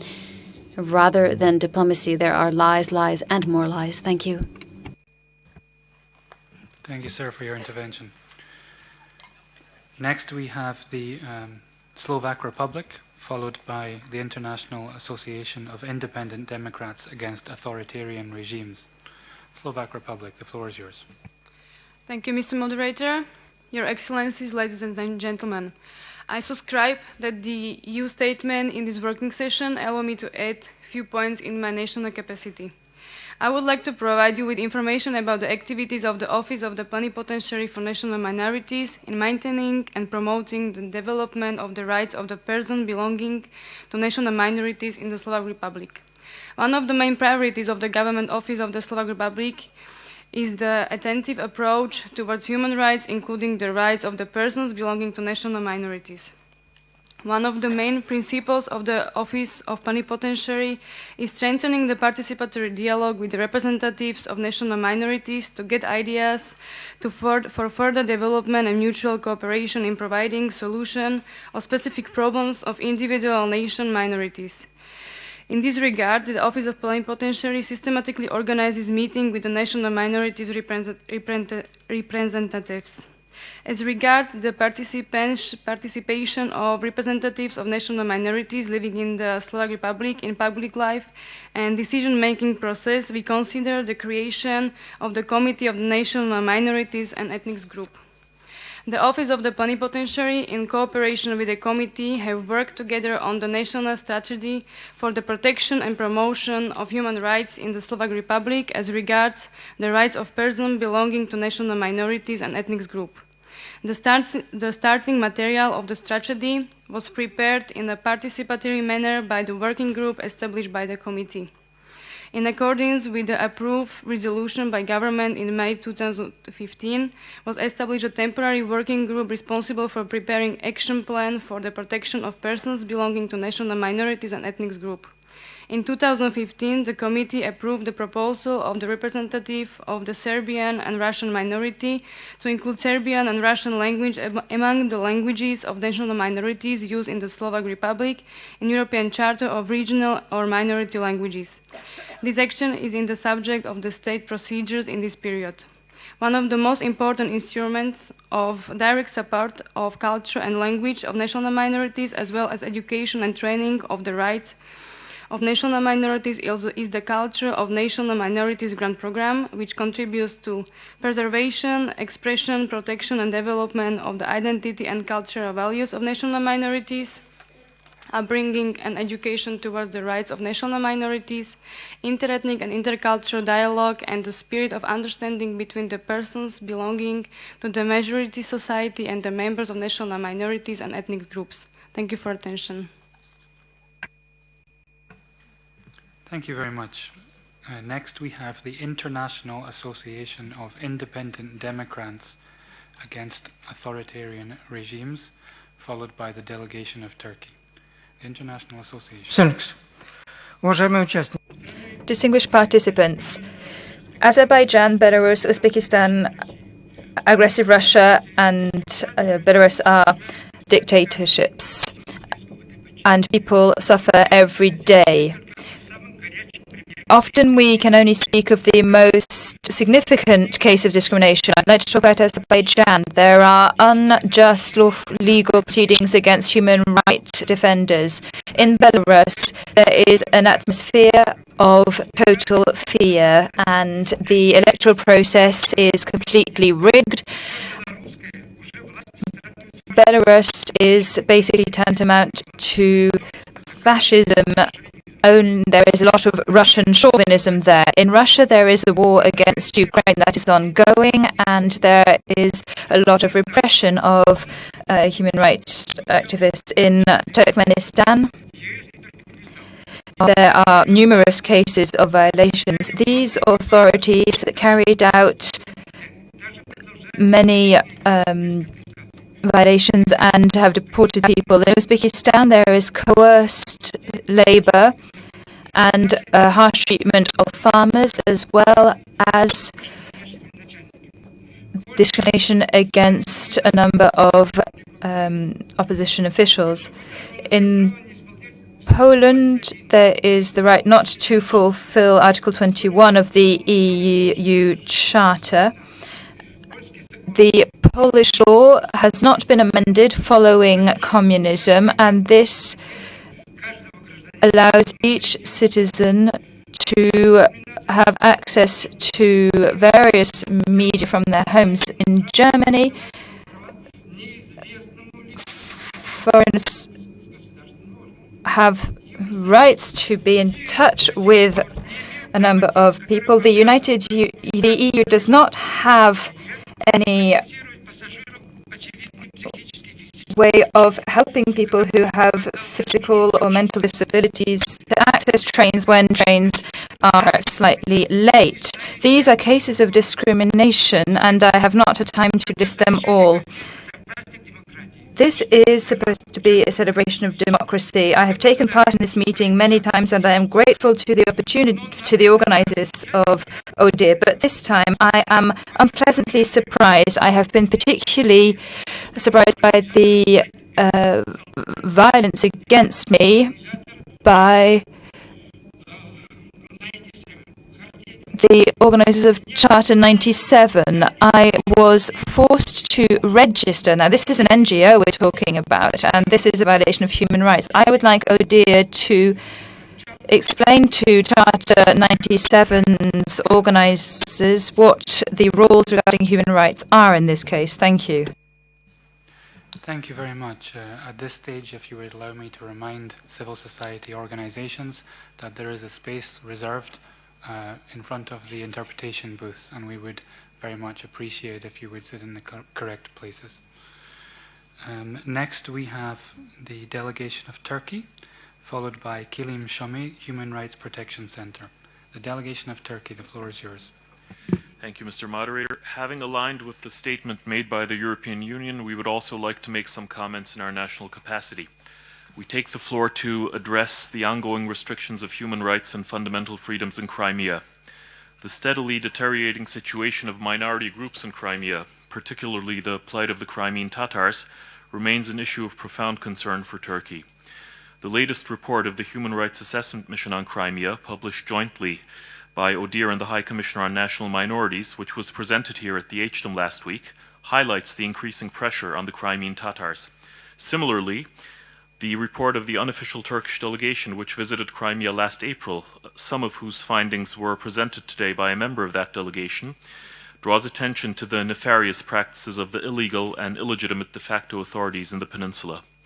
Through these and other sources, we are all well aware of the cases of expulsion, incarceration, and intimidation involving prominent members of the Crimean Tatar community, including legislators and journalists, as well as the repressive measures directed against their sole representative body, the Mejlis, and their media outlets. As we have stated before on numerous occasions, what we are witnessing is a systematic attempt not only to put pressure on individuals, but also to erode the very institutions that serve to safeguard the democratic rights and freedom of expression of the Crimean Tatars. Feeling the need following certain interventions during today's session to emphasize yet again that we do not and will not recognize the illegal annexation of Crimea, which we continue to consider as part of Ukraine, we renew our call on those responsible to put an end to their unacceptable repressive practices and to respect the human rights and fundamental freedoms of the Crimean Tatars, who are an indigenous people of the peninsula, defending their democratic rights through peaceful means. We will certainly continue to closely follow developments in Crimea with a particular emphasis on the security and well-being of the Crimean Tatars. We also expect the OSCE and its institutions to remain seized of this matter with all their assets. In this context, we re-emphasize that the High Commissioner's access to Crimea should be facilitated without further delay. Indeed, making use of our impartial OSCE institutions such as the HCNM or ODIHR to provide a clear and unbiased picture of the true state of affairs on the ground in Crimea could only be in the interest of those who are concerned that the human rights situation in the peninsula is somehow being misrepresented. Thank you. Thank you very much. Next we have Kilim Shomi, Human Rights Protection Center, followed by the delegation of Hungary. And at this point I'd like to issue a notice that we are about to close the speakers list, and we will do so after the next speaker. So if you still wish to register, please do so now. Kilim Shomi, the floor is yours. Спасибо. Thank you. I'm Aziza Abdisurulova from Kyrgyzstan. The recommendations to the OSCE, first of all, call upon Kyrgyzstan to fulfill the commitments it's taken since 2010 to the UN Human Rights Committee, the Committee Against Torture, Against Racial Discrimination, as well as other UN bodies. Examine the events that took place in 2010 during which torture was applied, bring to justice those who are guilty regardless of their ethnicity. Up to this time, there has been no work on these recommendations. The period of conflict of 2010, there were something like 500 victims at that time, and more than 70% of these were ethnic Uzbeks. Of 4,000 homes that were burned down, 99% belonged to ethnic Uzbeks. In terms of access to justice, the situation is very dramatic. A large percentage of those who have unresolved cases are ethnic Uzbeks. There have been 51 people who are ethnic Uzbeks who have been sentenced to life in prison. Up to this time, there has not been a sufficient investigation to determine who is guilty for the violent events of 2010.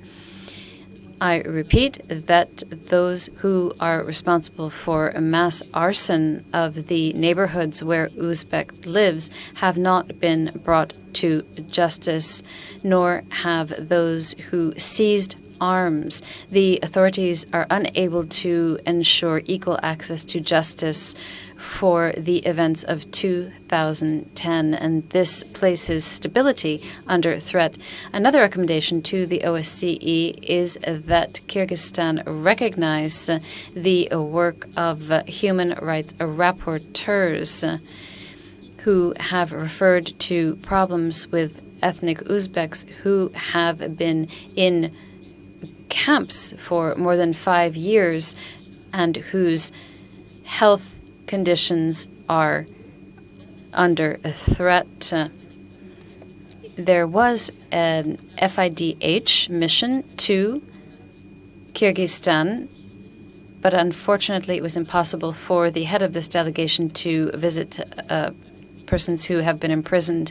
I also call for access of all ethnic groups to equal access to education.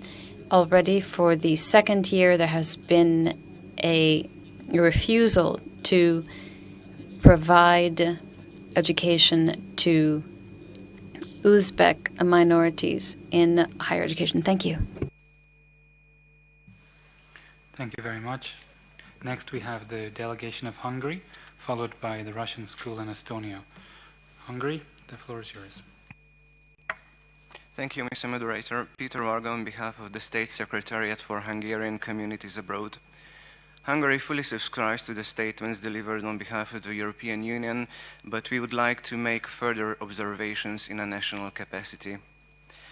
International standards agreed by the OSCE participating states encompass a commitment to create a pluralistic society in which minority groups do not just exist but form a full part of the identity of the state.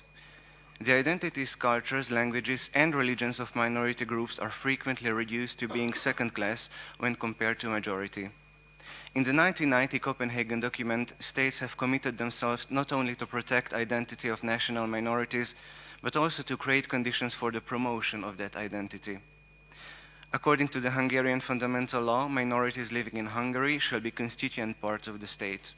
Every Hungarian citizen belonging to a minority shall have the right to freely express and preserve his or her identity. Minorities living in Hungary shall have the right to use their mother tongue, to use names in their own languages, individually and collectively, to nurture their own cultures, and to receive education in their mother tongues. Hungary would like to emphasize that the concept of tolerance, dialogue, and mutual respect is predicated on equality and non-discrimination. Hungarian national minorities living abroad continue to report discrimination. They are not permitted to use their mother tongue in courts and in administrative proceedings. Many municipalities do not use bilingual signs. There were obstructions and bans against the use of their national symbols and restrictions concerning the freedom of assembly. The mere legal possibility of imposing fines in relation to the use of minority languages is not compatible with international obligations undertaken by the states. As regards the use of a state language, a policy of incentives should be given preference over the punitive approach as pointed out by the Advisory Committee on the Framework Convention for the Protection of National Minorities. Another recurring issue in recent years is hate crime and hate speech.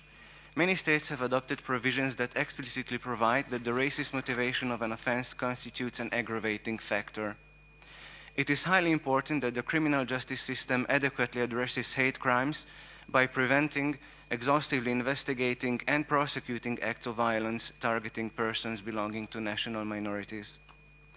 Finally, I would like to point out that diversity becomes an issue when minorities claim recognition for their position in society, demand a more equal say in affairs of the state, or in managing their own affairs. In this regard, I would like to recall the Lund recommendations, according to which, drawing on the principle of subsidiarity, states should favorably consider territorial devolution of powers, including specific functions of self-government, particularly where it would improve the opportunities of minorities to exercise authority over matters affecting them. Thank you very much. Thank you. Next, we have the Russian school in Estonia, followed by the Georgian Institute for State Modernization. And at this point, I'd also like to make the announcement that we have closed the speakers list. The Russian school in Estonia, the floor is yours.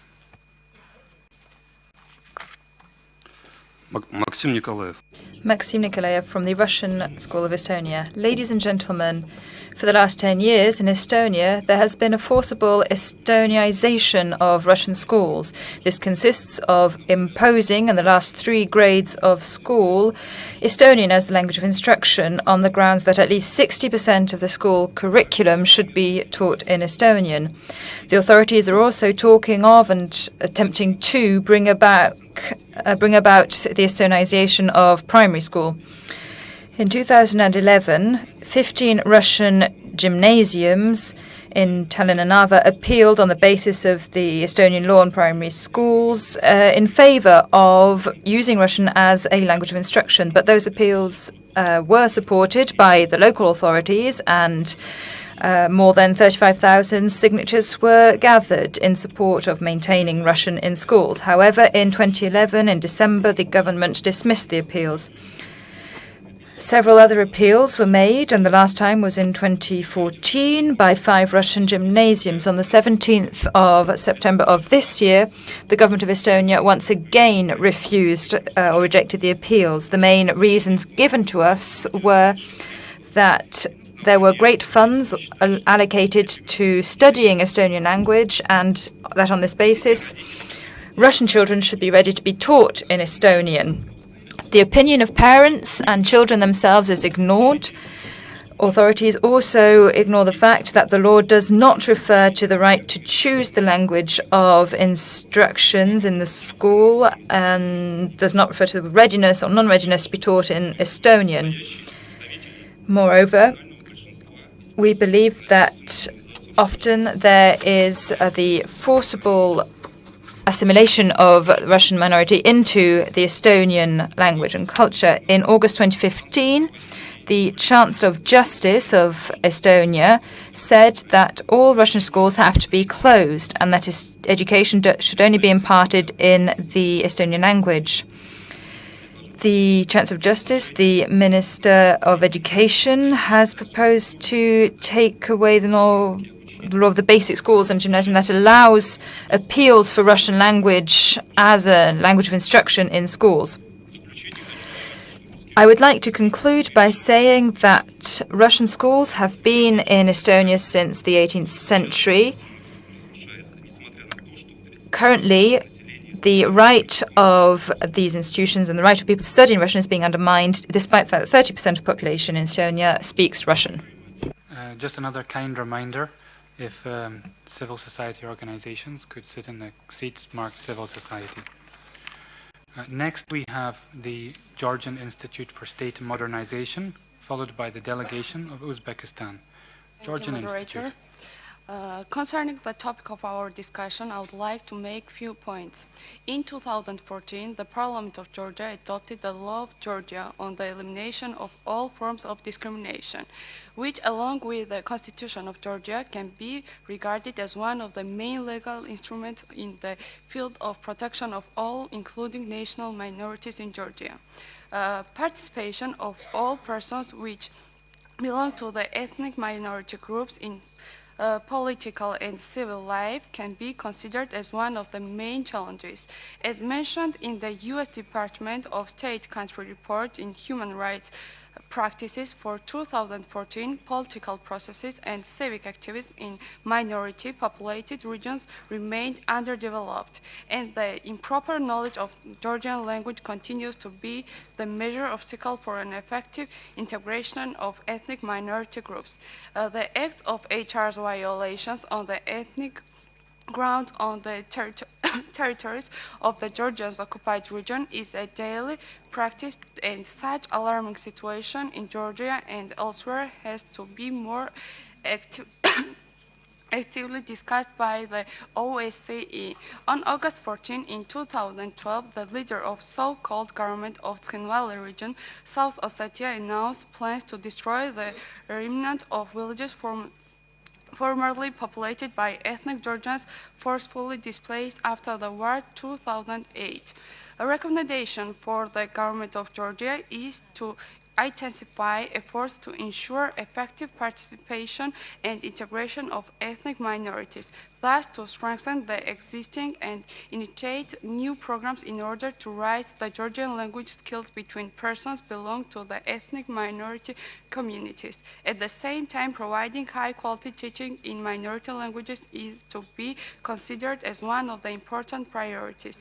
This might necessitate providing additional training programs for teachers, particularly with regard to multilingual education. Thank you. Thank you very much. And next we have the delegation of Uzbekistan, followed by the delegation from Azerbaijan. Uzbekistan. Thank you. Since its independence, the Republic of Uzbekistan has created all necessary conditions in order to support human rights of representatives of all nations within its borders. Through legislation, we ensure access to the same political, cultural, educational, economic, and other rights by all citizens of Uzbekistan in keeping with its constitution. The people of Uzbekistan is made up of all of its citizens, irregardless of their ethnicity or nationality, and all are equal before the law, irregardless of their race, sex, origin, or other conditions. In order to create the necessary conditions to ensure the protection of rights of all Uzbek citizens, we have ratified the UN Convention on the Elimination of All Forms of Racial Discrimination, and we participate in related programs of action. In order to prevent discrimination based on religion, we have created the necessary legal mechanism against discrimination. We also adhered to the Convention on the Elimination of All Forms of Intolerance or Discrimination on the basis of religion. Our state policy in eliminating all forms of racial discrimination is intended to create tolerance in society. We develop legislative mechanisms in order to ensure collective human rights, including those of national minorities. We have taken specific measures in order to ensure the free cultural expression of national minorities, and we have proportional representation of national minorities in all spheres of our civil life. A recommendation. The Republic of Uzbekistan would like to improve all of the institutions governing human rights protection in its country, including media institutions. We believe it's necessary to intensify international cooperation in this area. First of all, we suggest forming a culture of human rights in the society and creating mechanisms for their realization by all categories of the population, including with cooperation among government representatives and civil society in keeping with the needs for human rights education. We also ensure that there is sufficient human rights education provided to educators and to government workers. We are also developing an institute for the insurance of our National Plan of Actions implementation. Thank you. Thank you very much. Next, I have the delegation of Azerbaijan, followed by the Council of Europe. Azerbaijan. Thank you, Mr. Moderator. Etibar Najafov, head advisor of the Service of State Counselor of Republic of Azerbaijan for Multiculturalism, Interethnic and Religious Affairs. In its nationality policy, Azerbaijan Republic gives significant importance to protection of rights of peoples belonging to national minorities living in Azerbaijan. Right to freedom of religion is one of these rights. As a clear evidence of this policy, I would like to tell you about the activity of Azerbaijan Republic to meet demand of UDI people to restore the autocephalous nature of Albanian Apostolic Church. The UDI people are autochthon ethnic group who compactly live in north of Azerbaijan.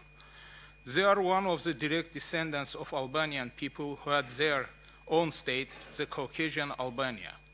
The Caucasian Albania was mostly located in the territory of present-day Azerbaijan and existed from 4th century BC till 8th century.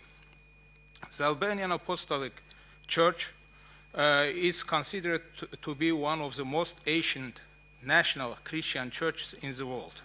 Its history is connected with Caucasian Albanian period of the history of Azerbaijan. The Christianity was brought here in early medieval by Syrian missionaries. The first Albanian church was erected by Apostle Elisei, and in 313, Urnair, the Albanian king, proclaimed Christianity as a state religion. In 1838, Nikolai I, the Russian Tsar, issued regulation. According to the 58th article of this regulation, the Albanian Church was given under the religious jurisdiction of Armenian Gregorian Church. After losing their religious independence, UDI people refused to go to the church. However, UDI people preserved their religion and language. In such situation, UDI people who live compactly are not able to meet their religious demand. There is a real need to restore the autocephalous nature of Albanian Apostolic Church. To meet this demand of UDI people who live compactly in niche village of Kabala region of Azerbaijan, the Azerbaijani government has undertaken some practical measures in this direction.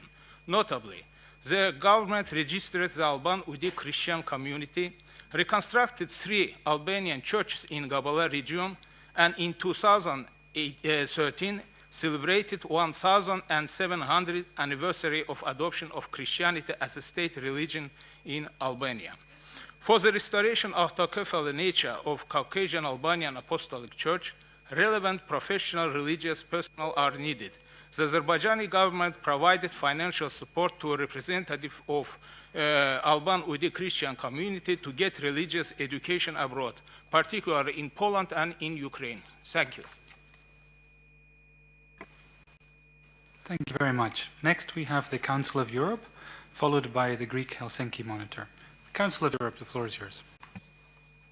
Mr. Moderator, I would like to thank you and the High Commissioner for National Minorities, Astrid Thors, for introducing this important session, a core issue to the Council of Europe with much broader implications, as underlined in Secretary-General Thorbjørn Jagland's report on the state of democracy, human rights and the rule of law in Europe, published in May 2015.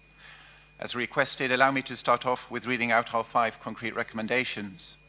First, Member States of the Council of Europe are once more encouraged to sign and ratify Protocol number 12 to the European Convention on Human Rights, which provides for the general prohibition of discrimination. Second, OSCE participating states are encouraged to sign and ratify the additional protocol to the Council of Europe's Convention on Cybercrime, on the criminalization of acts of a racist and xenophobic nature committed through computer systems. Third, Member States of the Council of Europe are once again encouraged to enact legislation against racism and racial discrimination if such legislation does not already exist or is incomplete, reflecting the key elements in ECRI's General Policy Recommendation number 7, including the setting up of an independent body specialized in the fight against racism and racial discrimination.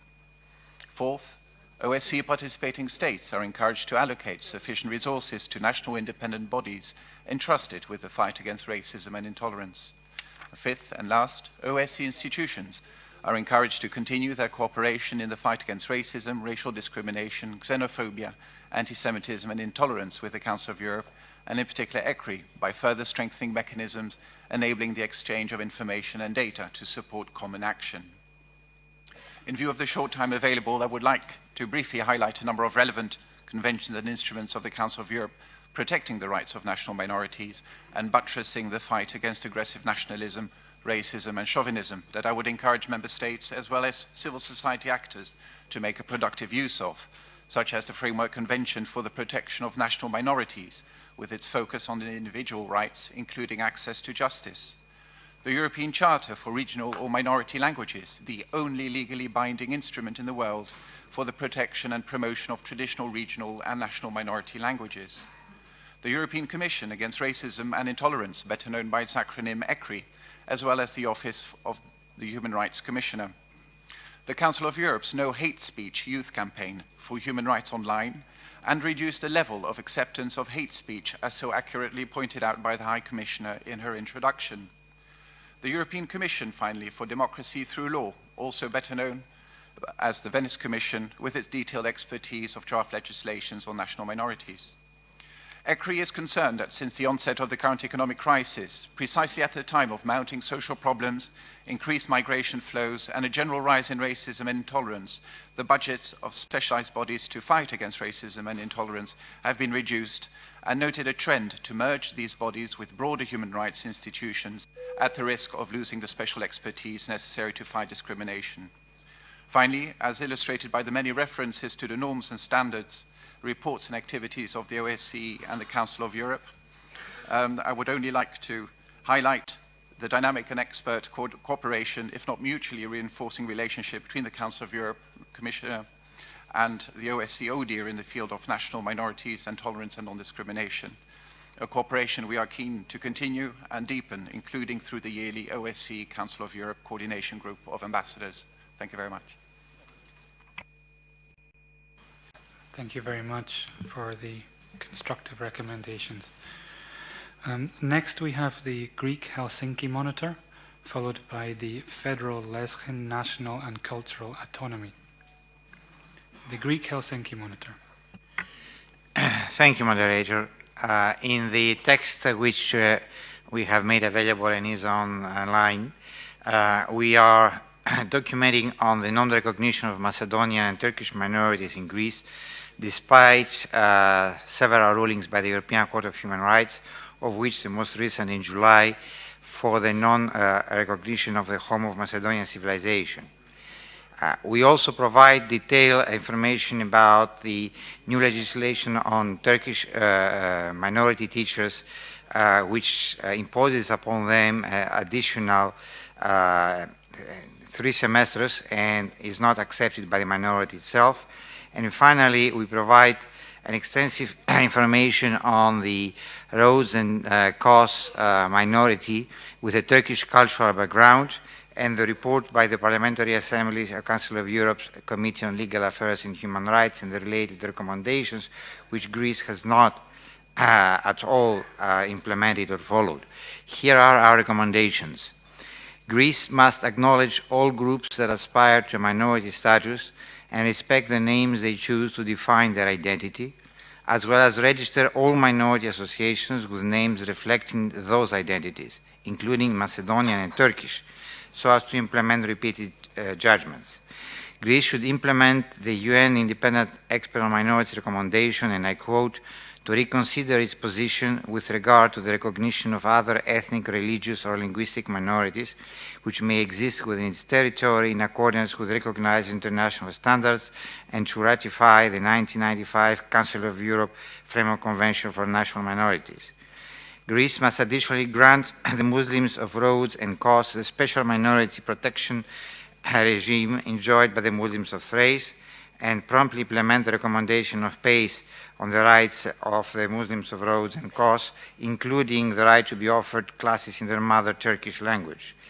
Greece should grant both Muslim communities of Thrace and Rhodes and Kos the right to freely choose the religious leaders and administer the religious foundations, while Muslim religious leaders should be restricted to religious duties. Finally, Greece should abolish the new discriminatory provision against Turkish language minority teachers and continue instead implementation of the current provisions, which also have the approval of the minority and minority teachers, or alternatively, establish a comprehensive Turkish language teachers academy in consultation with the minority and its teachers. Thank you.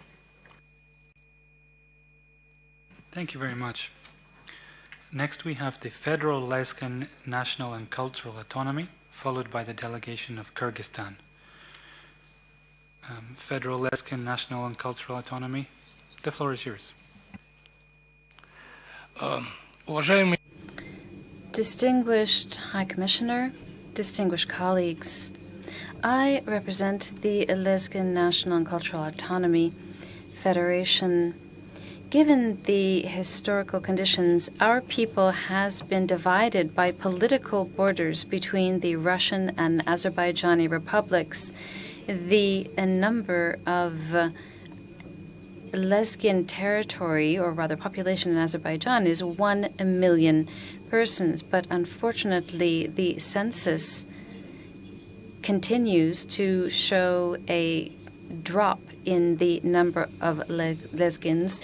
At this time, no more than 200,000. For centuries, peoples in the Caucasus lived in peace, but now, as you know, there are very many serious conflicts that have come about on the basis of ethnic divisions. And unfortunately, some young governments believe that in order to strengthen their statehood, they must eliminate from their ranks some of the minorities. And many have referred to these issues here.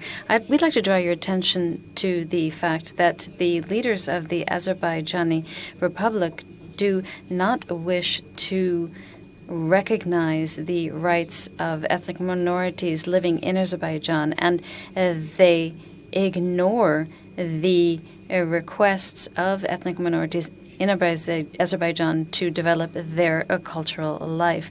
We have recommendations that will help to protect and defend the rights of ethnic minorities in Azerbaijan. We would like for the census in Azerbaijan to be carried out correctly and accurately. We would like to see legislation adopted that provides all minorities divided by the state border to hold dual citizenship. We would like the establishment of quotas for ethnic minorities in state service, such as in the parliament and other state bodies. We would like for there to be a development of the educational system in minority areas through the construction of schools and the development of quality scientific and educational material in minority languages, as well as to include national languages as a mandatory option for school curricula, and to organize specific training for minority language teachers. We would also like to see the possibility of regular broadcasting in minority languages and the publication of newspapers and other periodicals in these languages. We would like to see conferred upon the Lesghan language status as a regional language of the Republic of Azerbaijan. We are certain that by encouraging the development of the Lesghan people, this will only strengthen the Republic of Azerbaijan. Thank you. Thank you very much. For your information, we have 4 registered speakers remaining. We have Kyrgyzstan, followed by the Estonian Institute of Human Rights, followed by Georgia, followed by Armenia. After that, the High Commissioner has indicated that she'd like to say a few words, and then we'll have the right of replies. Kyrgyzstan, the floor is yours. High Commissioner, ladies and gentlemen, in the Kyrgyz Republic, the policy for the sustainable integration into society of minorities has been implemented for a number of years now, and it takes account of interethnic relations. One of the tasks of the concept is to step up the potential for defusing interethnic tensions. The body in charge of interethnic relations is supposed to respond to all relevant appeals and has the necessary mechanisms to do so. There is a study to analyze the work of this agency that is underway, and its results will be used to enhance its effectiveness.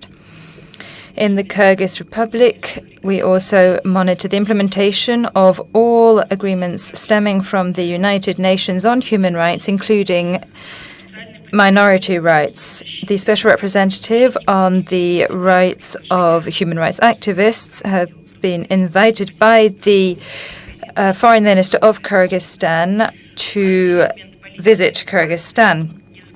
A key element of the integration has to do with kindergartens and schools, where multilingual education is provided. This approach pleases parents, and the recommendations of the High Commissioner continue to help us introduce multilingual education. The participation of minorities in the social life of the country is also of the essence. We use a democratic mechanism for the election, for parliamentary elections. In the upcoming elections, there will be more than 200 candidates from 14 political parties. A number of measures aimed at expanding the opportunities for persons from minority backgrounds and women to take part have been taken. The results of such elections show that despite the lack in the electoral code of places or seats set aside for minority representatives, there are quotas for women but not for minority representatives, the number of minority representatives has increased, and their presence on electoral lists has also increased. Uzbek, Uyghurs and other minority representatives are present in almost all political parties. To expand the number of civil servants coming from ethnic backgrounds, we have started providing training courses in a number of cities in the teaching of the Kyrgyz language. We continue to pay great attention to the situation in our country, and we hope for further fruitful cooperation with the OSCE. Thank you. Thank you for your intervention. Next, we have the Estonian Institute for Human Rights, followed by the delegation of Georgia. The Estonian Institute. The Estonian Institute of Human Rights monitors and deals systematically with various issues of protection of human rights, including the rights of immigrants and national minorities. Besides other issues, our institute has been collecting, systematizing, analyzing, and promoting information about best practices in integrating national minorities into the mainstream society without possible loss of one's ethnic or cultural values. Here we applaud to the recommendations made by High Commissioner to make official documents readable as easily as possible. Such plain language policy fosters inclusion of national minorities into larger societal discussions. We'd also like to add the importance of using subtitles in the national language public programs with the same aim, helping those not enough versed in oral skills. We have to remark that the accusations by the distinguished representative of the Russian Federation and by some other organizations on Russia's payroll about diminishing of the so-called specific rights of ethnic Russians residing in the Baltic states are totally without basis. This has been verified by numerous human rights fact-finding missions and corresponding analyses and reports. As a matter of fact, the sphere of Russian language in Estonia is increasing, not decreasing. May I point out that last week a new entire Russian language public TV channel was opened in Estonia. There is an extensive network of Russian medium basic schools in Estonia tailored especially for Russian speakers. On the other hand, there is nothing of the sort available for Finno-Ugric minorities in Russia. To put all this in a correct framework, may I point out that Russians in Estonia constitute an immigrant group that moved in during the Soviet occupation and therefore does not correspond to the criteria of traditional national minorities. Thus, the discussion is about immigrant education in Estonia. I'm not going to waste time on Russia's falsifications here, as Russia even can't cope with these matters at home. Thanks to vast experience in this domain, our institute is ready to cooperate with Russian organizations with honoring Russia's obligations concerning implementation of minority rights, especially in Finno-Ugric republics, where the basic rights for education, access to health services, administration and judicial system in minority languages are denied, as stated by the corresponding resolution of the Council of Europe. The situation is even worse in the occupied Crimea, where the indigenous nation Crimean Tatars are persecuted.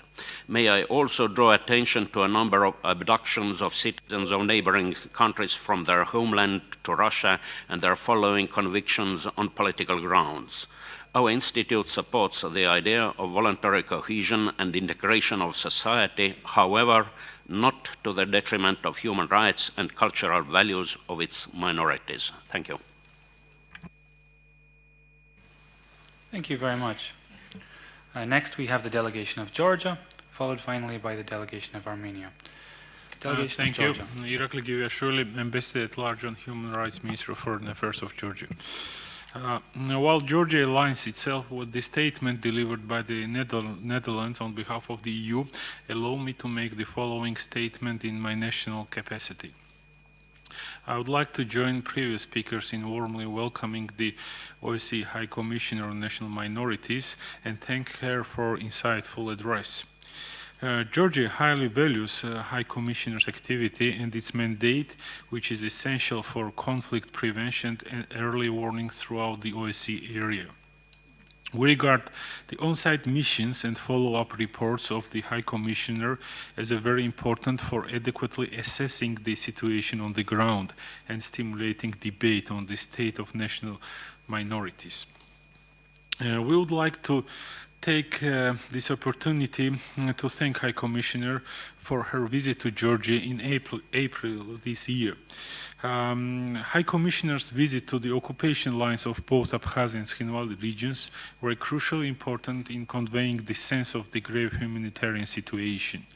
However, we note with the concern that similar to Commissioner's previous visit in February 2014, Commissioner was denied access to the occupied regions of Georgia due to the refusal of the occupation regimes.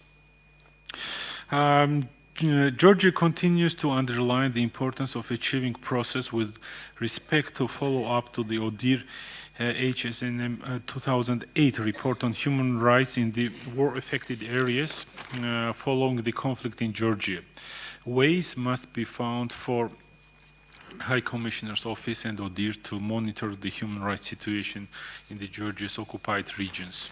However, it should be emphasized that it is irrelevant to speak about the rights of ethnic Georgians in the context of national minorities on the territory of Georgia, including the occupied territories.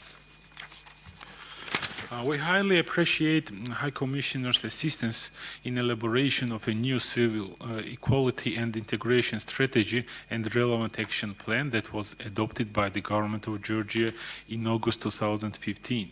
We are hopeful that with the valuable input and experience of the office, we will create a sound basis for more effective government policy and integration of national minorities in cultural, social, and political life of our country. We appreciate Commissioner's hard work in supporting the multilingual reform in Georgia, as well as her continued interest in the process of repatriation of forcefully displaced persons from the Soviet Socialist Republic of Georgia in the 1940s. In closing, I would like to thank the High Commissioner for her very valuable work. Thank you. Thank you very much. And the final registered speaker on the list, the delegation of Armenia. Thank you, Mr. Moderator. We would like to welcome Mrs. Astrid Torres, High Commissioner on National Minorities, and thank her for the comprehensive presentation. We fully share the view of HCNM that the institution headed by her plays an important role in promoting dialogue, confidence, and cooperation. National minorities are values not only for themselves, but also for participating states and the world. They should be entitled to all rights and fundamental freedoms in their entirety. Ensuring full protection of rights of national minorities through implementation of relevant international commitments is key to prevention their stigmatization and exclusion from political, economic, social, and cultural life, which may lead to rise of aggressive nationalism. I would like to highlight some of the measures undertaken by my government in this field. In recent years, extensive measures were undertaken within the framework of preservation and development of education and culture of national minorities. In particular, considerable financial assistance has been provided for publication of 12 newspapers and magazines and for publication of books in the languages of national minorities. Program for development of education of the national minorities and its time frame were elaborated, pursuant to which every year we published textbooks to ensure the study of Assyrian, Kurdish, and Yazidi languages for different grades. These activities are coordinated by the Ministry of Science and Education for the purpose of assisting educational needs of the Yazidis, Kurds, and Assyrians. The National Institute of Education regularly conducts trainings for Yazidi teachers as well as Armenian language courses for representatives of national minorities. Pursuant to State Medium-Term Expenditure Program, we have expanded possibility for the learners of national minorities to receive education in their native language, as well as development of culture of national minorities, which are among priorities in the field of general education. In 2013, legislative reforms were conducted with the aim to enhance the role and capacities of local self-government bodies and development of participatory community institutions through closer cooperation with representatives of national minorities. Since 2012, the budget allocated to national minorities in our state budget has doubled, and the additional finances are distributed as grants for the best educational and cultural programs of national minorities. Thank you. Thank you very much. That concludes the registered speakers list. Our introducer, the High Commissioner, Astrid Thors, has indicated that she'll speak for a few minutes. Following that, we'll have the right to reply. I have 9 registered rights to reply, which means there will be 2 minutes per delegation. Well, thanks. Let's see if I get the right voice, not shouting too much. Dear friends, dear participants, thank you first of all for all the expressions of appreciation and support for our institution. It has really warmed my heart, and I will convey it to my able team in The Hague, also we and those of us who are here present. Thank you also for the concrete recommendations that some of the delegations and participants have expressed. They were valuable and insightful, and we will really take them forward in our work. Also, let me say that on some items, next year, the so-called Hague recommendations on minorities' right to education will become 20 years old. And our intention is to have a conference on that, highlighting both multilingual education, how integration and education works, and some new issues that have come up. So I think also what you have said on that matter is important. Thanks to you also for the information given on many situations. You must understand that with the resources we have, it's not possible to look and to know every situation that's been highlighted. But on the other hand, also we can listen that here are, for instance, representatives of the Council of Europe, and certainly through their persons here present, some of your concerns will be forwarded to these who can deal with some of the issues. And thanks once more for the excellent cooperation, as mentioned, that we have with different bodies, for instance, the Venice Commission, the Advisory Committee on the Framework Convention, and so on. Let me say that during this year, I would like to highlight that the access to information for minorities is essential. and it must not be curbed. It really is essential that minorities have equal access to information, to know about the society they are living, and that is important. And to have access to what kind of information, also transboundary, as has been mentioned in some of the international conventions. I think this is important. Let me also say how important it is that minorities have the right to define them themselves. The name they are using, for instance, is one also of the basic principles. This has been highlighted today, but it has also been highlighted in many occasions in some of the visits I have been paying to the participating states. Certainly, our office cannot cover all countries and all situations. I just want to highlight that once more. But for instance, I also hope that you can have a look at the statements that have been issued by me when I'm reporting to the Permanent Council twice a year. We could mention, not to include too much, but for instance, the situation of the Meskhetian repatriation was mentioned last summer when I made my statement at the Permanent Council, as well as earlier on also my evaluation of how the citizenship legislation has been evolving in Latvia, and we can see the results of that. The question of doing a meaningful work, a High Commissioner on National Minorities, with the mandate I have, cannot do a meaningful work if I don't have access to all parts of the OSCE. I thank those participating states who have expressed support for my access, and also hope that this really will be implemented by all who express that support. And the access also is something that I have been requesting to Crimea, and if I would be having access to Crimea, it of course would even more enhance my information on the situation in the peninsula. So please provide also indeed the conditions that will enable the institution to do the work that I'm hearing, listening very carefully, that so many want the institution to continue. So thank you for your contributions, and thank you for the support. And with these words, I just want to say, we have outlined some of the things we are going to do next year. You can clearly see access to justice, the question that education and Hague recommendation, they turn 20 next year.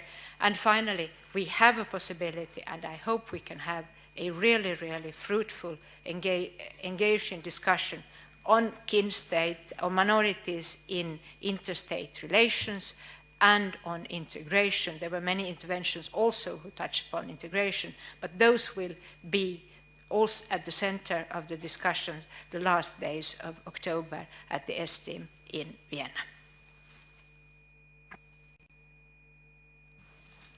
Thank you very much, High Commissioner.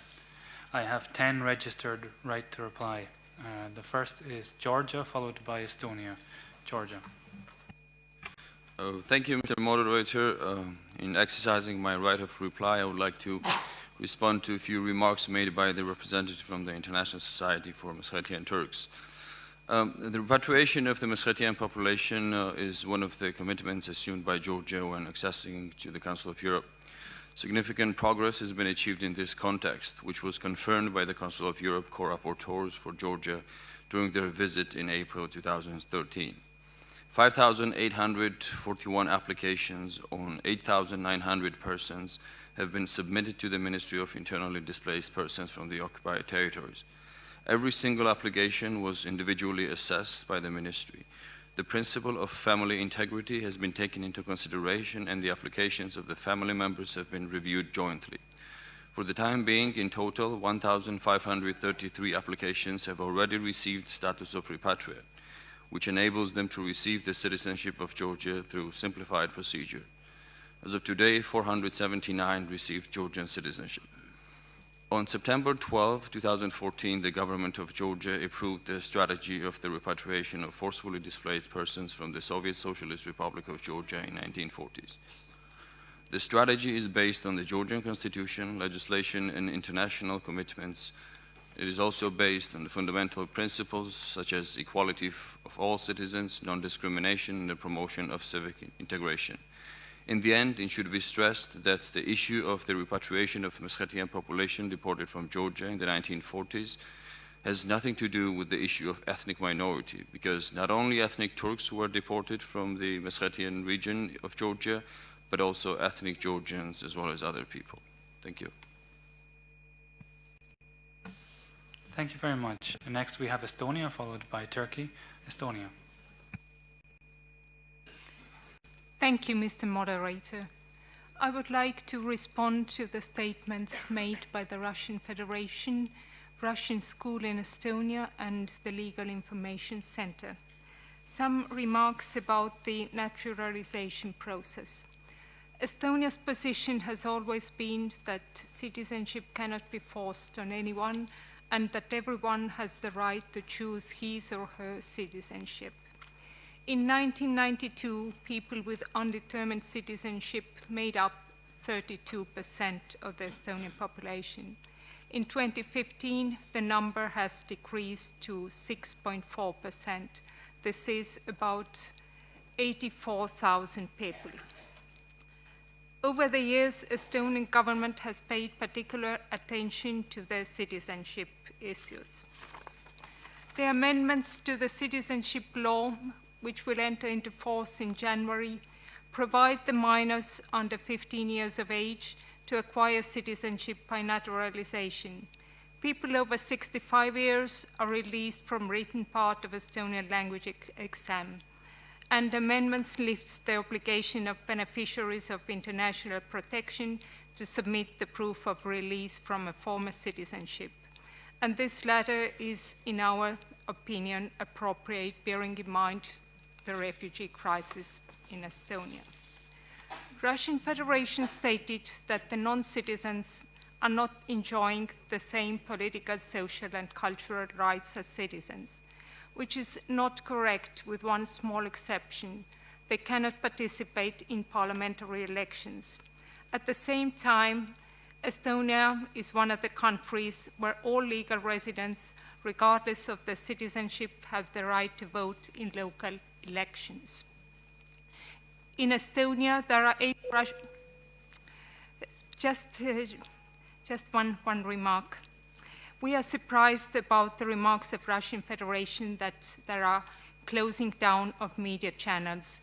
We just on Monday opened a Russian language public broadcasting TV channel in Estonia. Thank you. Thank you very much, and I apologize to participants for being strict on the time, but we do have to finish on schedule. Next we have Turkey, followed by Albania. Turkey. Thank you, Mr. Moderator. I'd like to very briefly use my right of reply to some claims voiced today regarding religious minorities in Turkey. All of these issues have been addressed in detail in past sessions as well as in past meetings, so I'll limit myself to reiterating 2 points. First, as regards the Halki Seminary, we have the will to reopen it on the basis of a sustainable formula, and the deliberations on this issue are ongoing. Second, with regard to hate crime legislation, our penal code has a provision that specifically addresses hate crimes, and it also regulates the prevention of incitement to social, racial, or religious enmity or hatred. Thank you. Thank you very much. Next we have Albania, followed by Azerbaijan. Albania, the floor is yours. Thank you, Mr. Moderator. I would like to respond to civil society organization concerning the Greek minority in Albania. Albania is committed for promotion and protection of human rights, culture and religions coexistence, and economic development, peace and security, and the promotion of dialogue and understanding between cultures and civilizations. Albanian state has a positive balance and is committed to fulfill the international obligations for the respect and protection of minorities. Albania has ratified several conventions on human rights, as well as the Framework Convention of the Council of Europe for the protection of national minorities. Albanian constitutions and domestic legal framework guarantee the rights of persons belonging to minority, namely Greek minority, Macedonian minority, Serbian Montenegrin minority, Aromanians, Vlach, and Roma. The rights to declare their ethnicity, to mention and develop their national identity, the right of education in mother tongue, their culture, the religion, as well the fundamental freedoms and civil, political, economic, and social rights. Albania pays special importance to good relations, tolerance, cooperation, coexistence, and understanding between Albanians and national minorities, and the climate of respect and tolerance generally prevails in Albania. This is a fact recognized internationally as well. According to the reports of international organizations, a climate of respect and tolerance generally prevails in Albania. Albania has continued its efforts to enhance the implementations of international conventions and has taken some concrete steps to reinforce protection of minority rights and to effectively implement anti-discrimination policies. The domestic legalization for the protection of minorities generally is positive, but there is a need for further improvements. Our country has a positive balance related to the protection of minorities, and the climate of respect and tolerance prevails in Albania. Albania are committed to fulfill the international obligation for the respect and protection of minorities and enhance the implementation of the recommendations issued by international monitoring bodies. In its past and recent history, the Albanian society has never experienced any ethnic or religious problem or conflict. On the contrary, there is a good tradition of understanding and tolerance between the majority population and the minorities. The protect of national minorities serve as well for building bridges of friendship between the neighboring countries.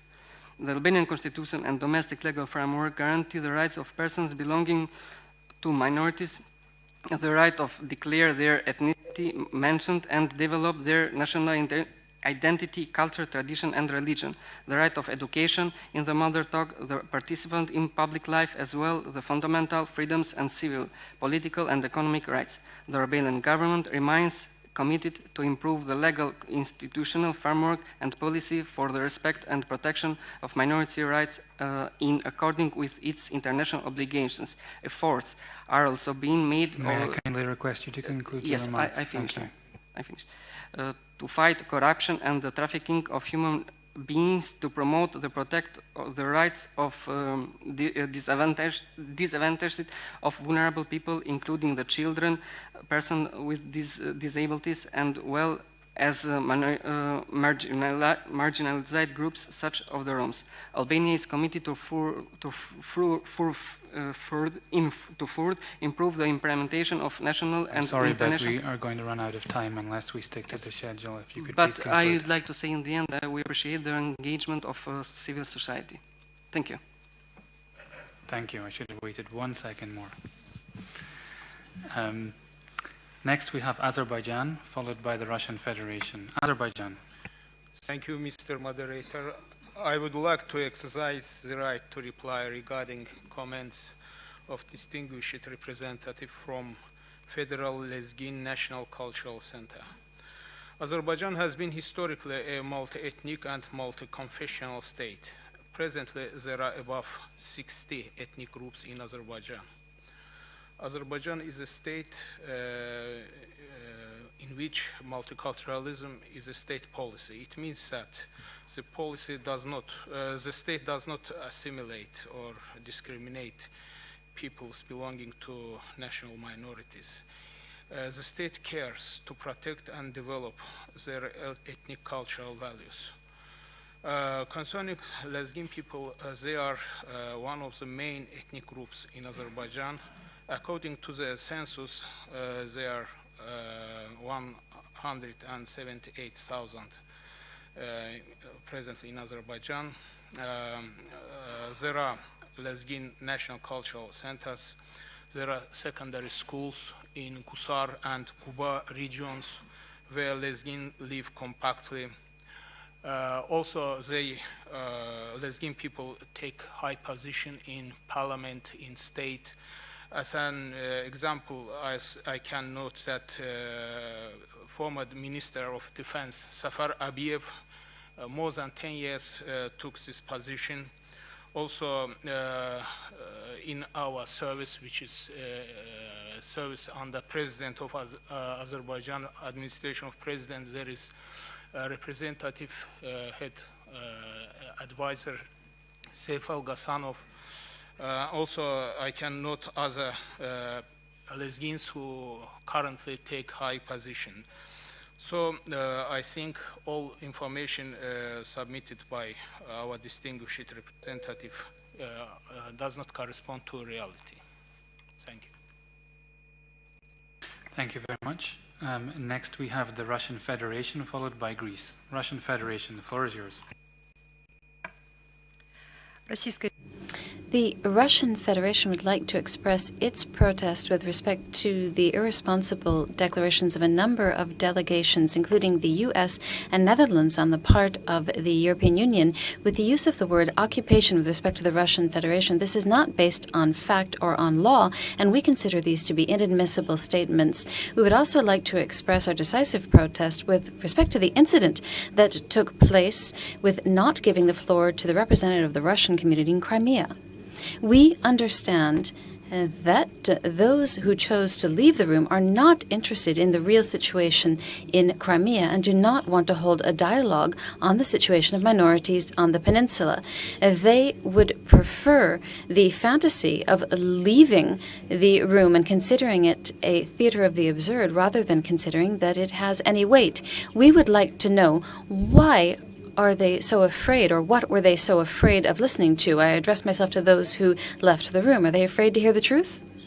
We draw attention of Odir to the fact that the person who had requested the floor said that he represented the European Union, but in fact he was not a member and did not deserve to be given the floor. We'd also like to request what question about recognition or non-recognition of Crimea on the part of the European Union could have any effect on behavior at this meeting, or be a pretext for not giving the floor to a representative of the Russian community in Crimea. We consider this a gross violation of OSCE rules of procedure. We also draw attention to the inadmissibility of a selective approach to providing visas to representatives of Crimean Tatars. And we believe that we have already raised this issue, and it demonstrates that a number of delegations do not want to carry out true dialogue in this forum.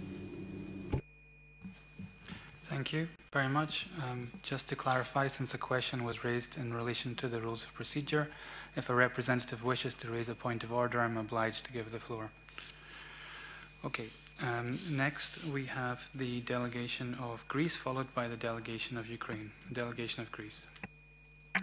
Thank you, Mr. Moderator. In reply to certain statements on the Muslim minority in Thrace and the Greek citizens of Muslim faith in Rhodes and Kos, orchestrated and choreographed ad nauseam by certain NGOs, I would like to make the following comments. On education, an increasing number of persons belonging to the Muslim minority in Thrace have expressed their preference for the public educational system. The Greek authorities have accommodated the wish of Muslim minority parents and children, while continuing to support the existing minority schools as well. Furthermore, teachers, members of the Muslim minority in Thrace, are entitled to appointment in any public schools across the country, while they reserve their exclusive right to teach within the minority program of the minority schools in Thrace, having acquired the necessary skills to instruct Muslim students. In addition, I would like to repeat that the Greek citizens of Muslim faith residing in the Dodecanese islands of Rhodes and Kos enjoy the same rights as their fellow citizens.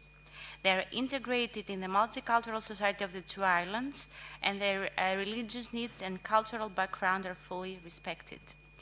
It should be stressed, though, that only limited interest has been shown in learning the Turkish language in these islands indicatively. In some private institutions teaching it, only few students follow their classes. With regard to an association bearing the name of home of Macedonian civilization, it has been repeatedly noted by my delegation that the inclusion of the qualifier Macedonian in the statute of the said association creates confusion, since the same qualifier is used by hundreds of other associations established by Greek Macedonians, which, however, use the adjective Macedonian to denote the regional and/or cultural provenance of their members and not a distinct national identity. To conclude, Mr. Moderator, Greece remains fully committed to continuing and enhancing its inclusive policies and positive measures in favor of Greek citizens that are members of the Muslim minority, in order to further their integration in all social, educational, and other structures on both the local and the national levels. Pursuing these policies and meeting the needs of persons belonging to minority is an ever-evolving challenge and commitment. I thank you. Thank you very much. Next we have the delegation of Ukraine, followed by Lithuania. Ukraine, the floor is yours. Thank you, Mr. Moderator.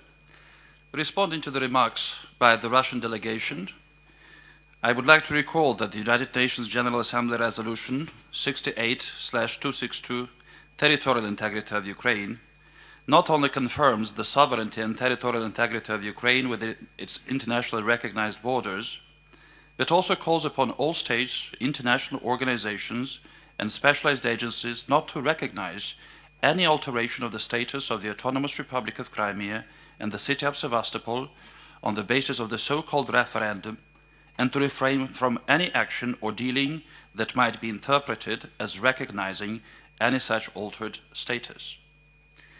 I think that the conduct of this OSCE meeting, just like many other OSCE meetings, must have convinced the Russian delegation by now that the illegal and illegitimate actions of the Russian Federation in annexing the Autonomous Republic of Crimea are not recognized by the OSCE participating states. The Russian Federation is the only one who sees that these actions did not violate international law. I would urge once again the Russian Federation to reverse the illegal annexation of Crimea and return to the tenets of international law, which would serve as a significant contribution to peace and security in the OSCE space. I will also take this opportunity to respond to a question raised to me by a representative of a Jewish organization from the Russian Federation who asked me about specific locations in Russia where neo-Nazi manifestations take place. This information is available in the Russian Federation itself.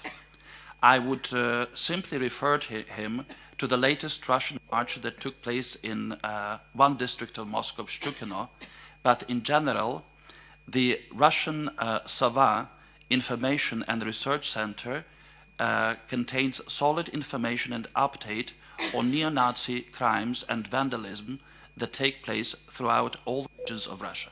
Thank you. Thank you very much. Next we have Lithuania, followed finally by Latvia. Lithuania, the floor is yours. Mr. Moderator, I would like to use my right of reply to the insinuations brought by Russian delegation and its long-serving satellites. First of all, it's cynical from Russian side to question HCNM work related to Crimea and to suggest to focus on other issues when Russia blatantly violated Helsinki Final Act and is brutally prosecuting ethnic minorities in the annexed Crimean region.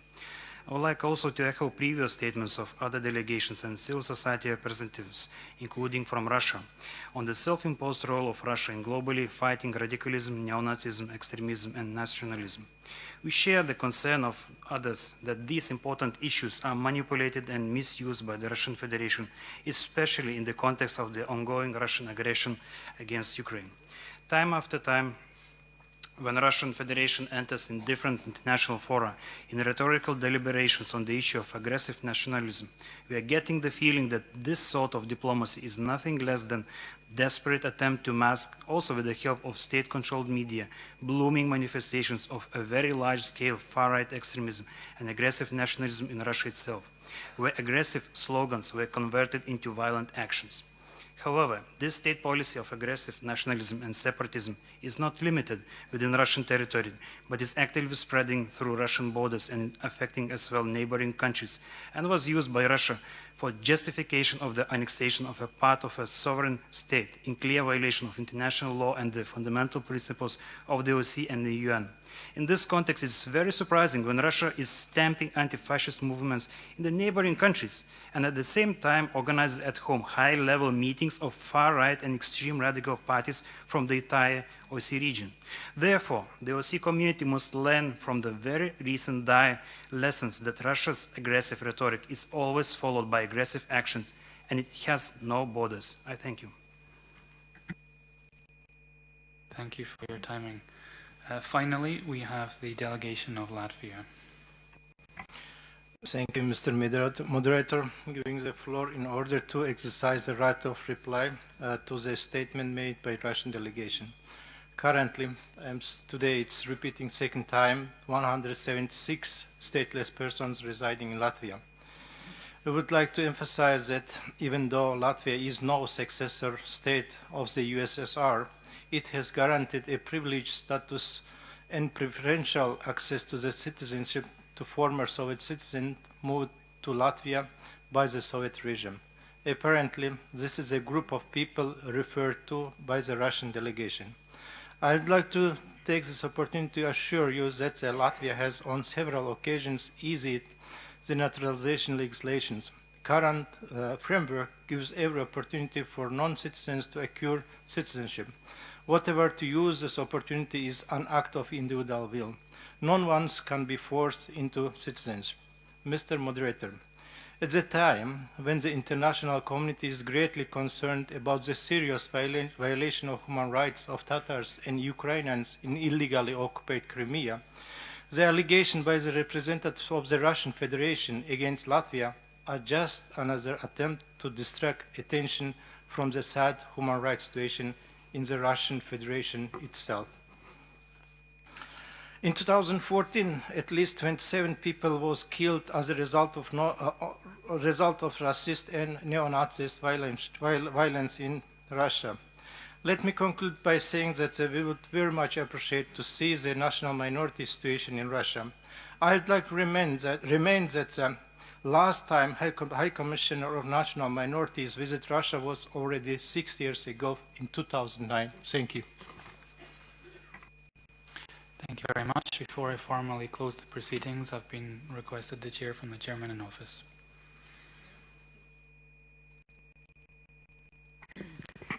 Just to remind you that Serbia's chairmanship in office is organizing tonight a reception/party, so you're all most welcome and hope to see you all there. We are having a reception at the Opera Club, which is in Plaza Teatralny, number 1, and it starts at 8 p.m. You're most welcome. Thank you. And on that exceptionally happy note, may I thank all of our speakers, High Commissioner Tors. I'd like to thank all the participants for their lively debate, the interpreters for their hard work, and our rapporteur. Please leave your headset, receiver, and headphone in the room, and if I could remind you all that the schedule for side events is available outside the hall. Thank you and have a very nice evening.